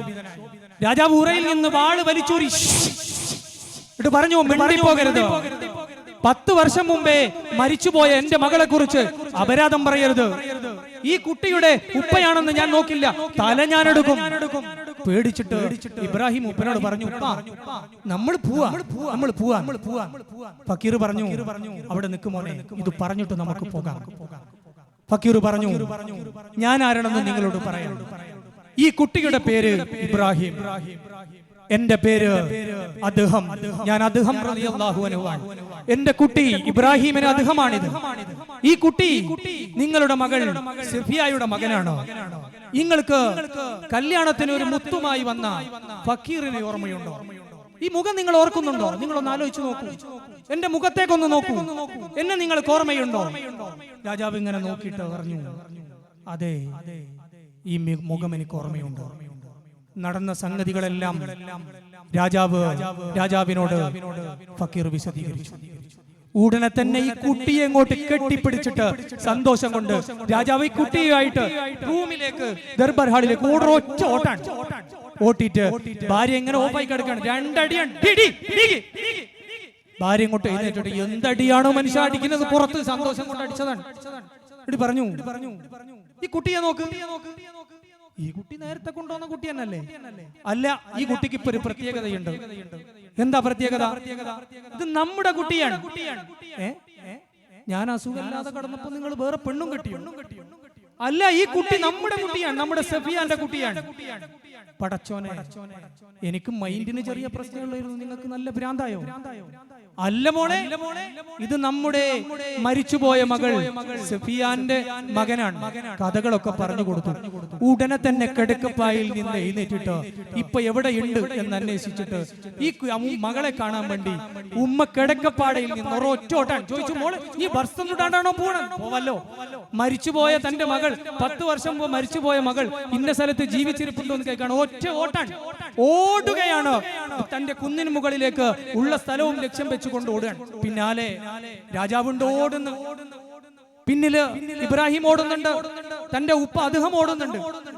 പതിവിൽ നിന്ന് നേരം വൈകി തന്റെ മകൻ വീട്ടിലെത്താത്ത വിഷമത്തിൽ സഫിയ ഇങ്ങനെ വീടിന്റെ പുറത്തുകൂടെ ഇങ്ങനെ നടക്കുകയാണ്. മഗ്‌രിബിന്റെ സമയമായിട്ടും തന്റെ മകൻ വരുന്നത് കാണുന്നില്ലല്ലോ എന്ന ബേജാറിൽ, സങ്കടത്തിൽ, പ്രയാസത്തിൽ എന്റെ ഭർത്താവിനെയും കാണുന്നില്ലല്ലോ. ഇങ്ങനെ പുറത്തേക്ക് നോക്കിക്കുമ്പോഴാണ് ഒരു പെണ്ണ് ഓട്ടങ്ങനെ ഓടിയിട്ട് വരുന്നുണ്ട്. ഇങ്ങനെ തുറച്ചു നോക്കി, പടച്ചോനെ, എന്റെ ഉമ്മനെ പോലെയുണ്ടല്ലോ. ആ പുറകിൽ ഉപ്പ പടച്ച തമ്പുരാനെ, അതിന്റെ പുറകിൽ കുട്ടി പുയ്യാപ്പിള ബൈക്ക് ഓടടാ ഓട്ടൻ ഓടിട്ട് കുടിലിന്റെ മുമ്പിലേക്ക് അങ്ങോട്ട് എത്തിയിട്ട് സഫിയാനെ ഉമ്മ അങ്ങോട്ട് കണ്ടിട്ട് മോളെ സഫിയ എന്ന് പറഞ്ഞിട്ട് അങ്ങോട്ട് കെട്ടിപ്പിടിച്ചു. മുത്തല്ലേ നിനക്കിന്ന് സുഖം തന്നെയോ, മുത്താരെ ക്ഷമ തന്നെ അടുക്കില്ലയോ, മുത്തല്ലേ നിനക്കിന്ന് സുഖം തന്നെയോ, മുത്താരെ ക്ഷമ തന്നെ അടുക്കില്ലയോ, മുത്തം ഞാൻ തരാം മോളെ നിനക്കിന് നേരം, മുന്തിയ മാതാവിൽ നിങ്ങൾ ആലോചിച്ച് നോക്കൂ, 10 വർഷം മുമ്പേ ഒരു മരിച്ചുപോയൊരു മകളെ ഉമ്മ കണ്ടാലുള്ള അവസ്ഥ. കെട്ടിപ്പിടിച്ചിട്ട് മോളോട് പറഞ്ഞു, മോളെ നമുക്ക് കൊട്ടാരത്തിലേക്ക് പോകാം, കൊട്ടാരത്തിലെ സൗകര്യങ്ങളൊക്കെ ഇല്ലേ, നീ 10 വർഷമായിട്ട് ഇവിടെ കഷ്ടപ്പെടുകയാണോ, ഇവിടെ എങ്ങനെ നിൽക്കുകയാണോ, നീ എന്താ ഈ വിവരം പറയാത്തത്? മോള് പറഞ്ഞു, ഏത് കൊട്ടാരത്തിലേക്ക്? ബൽക്കാ രാജ്യത്തെ കൊട്ടാരത്തിലേക്ക് ഞാൻ ഇനിയില്ല. കാരണം ഒരു നല്ല വൈദ്യരെ കൊണ്ട് ഞാൻ മരിച്ചു എന്ന് തീരുമാനമാക്കാൻ പോലും കഴിയാതെ എന്നെ പള്ളിക്കാട്ടിൽ കൊണ്ടുപോയി മറവ് ചെയ്തില്ലേ നിങ്ങൾ? എന്നെ എന്റെ പുതിയ ആപ്പിള എന്റെ ഭർത്താവ് എന്റെ കബറ് മാന്തിയില്ലായിരുന്നുവെങ്കിൽ ഞാൻ ഇന്ന് ഈ ലോകത്ത് ജീവിച്ചിരിക്കുമായിരുന്നല്ലോ എന്ന് പറഞ്ഞു ഞാൻ ഇനി കൊട്ടാരത്തിലേക്കില്ല എന്ന് പറഞ്ഞു. അപ്പൊ ഉമ്മ പറഞ്ഞു, ഈ കൊട്ടാരത്തിലേക്ക് പോരുന്നില്ലെങ്കിൽ ഞാനും പോണില്ല. ഉമ്മയുടെ കുറ്റിയടിച്ചു. ഭാര്യ അല്ലെങ്കിൽ ഇയാള് പറഞ്ഞു ഞാനും പോരുന്നില്ല. രാജാവും പറഞ്ഞു, കൂടെ ഓടിയവരൊക്കെ പറഞ്ഞു നിങ്ങൾ ആരും ഇല്ലെങ്കിൽ ഞങ്ങൾ ആരും പോരുന്നില്ല, അവിടെ കാട്ടിലിരുന്നു.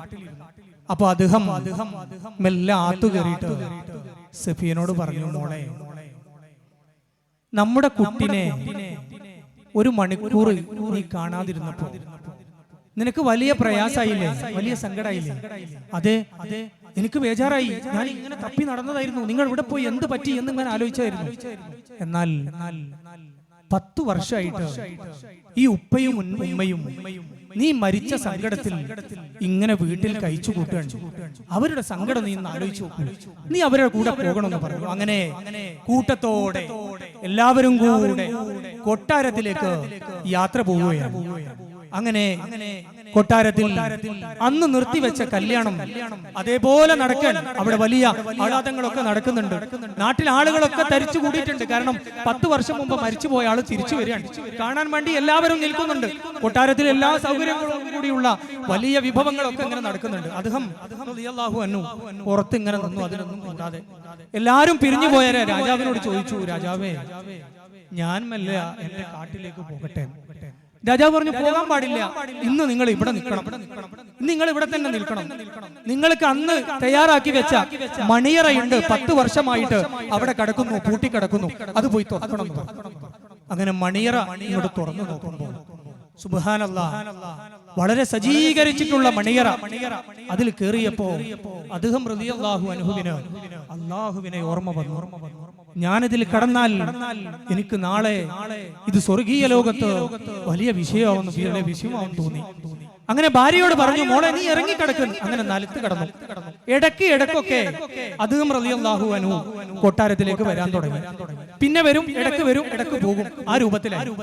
അങ്ങനെ രാജാവിന് മരണം വന്നു. തന്റെ സഫിയാന്റെ മകൾക്ക് ഇബ്രാഹിമിന് 27 വയസ്സായപ്പോ മൻസൂർ ചക്രവർത്തി മരിച്ചു. അങ്ങനെ മൻസൂർ ചക്രവർത്തി മരിച്ചപ്പോ സ്വാഭാവികമായും അധികാരം കിട്ടേണ്ടത് സഫിയക്കാണ്. സഫിയ ഒരു പെണ്ണാണ്. സഫിയ തീരുമാനിച്ചു, ഞാൻ എന്റെ മകന് ഇബ്രാഹിമിന് അധികാരം കൈമാറുകയാണ്.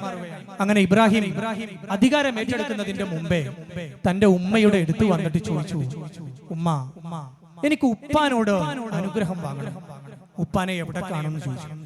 അപ്പൊ ഉമ്മ പറഞ്ഞു, ഉപ്പ അവസാനമായി പോകുമ്പോ 2 സ്ഥലം അന്വേഷിക്കാൻ വേണ്ടി പറഞ്ഞിട്ടുണ്ട്. ഒന്ന് ആ പാവപ്പെട്ട ഫക്കീറന്മാരുടെ കൂട്ടത്തിൽ അന്വേഷിച്ചാൽ ഒരു പക്ഷേ എന്നെ കാണാം. അവിടെ കണ്ടിട്ടില്ലെങ്കിൽ എന്റെ വള്ളിക്കുടലിൽ എന്നെ അന്വേഷിച്ചാൽ അവിടെ നിങ്ങൾക്ക് കാണാം. ഈ 2 സ്ഥലത്തും കണ്ടിട്ടില്ലെങ്കിൽ പിന്നെ നിങ്ങൾ എന്നെ മഹ്ശറയിൽ അന്വേഷിച്ചാൽ മതി എന്ന് ഉപ്പ പറഞ്ഞിട്ടുണ്ടെന്ന് പറഞ്ഞു. അങ്ങനെ രാജാവ് ഏറ്റെടുക്കുന്നതിന് വേണ്ടി തന്റെ മകൻ ഉപ്പയെ അന്വേഷിച്ച് ഇങ്ങനെ പോയിട്ട് ഫക്കീറന്മാരെ പോയി കണ്ടു.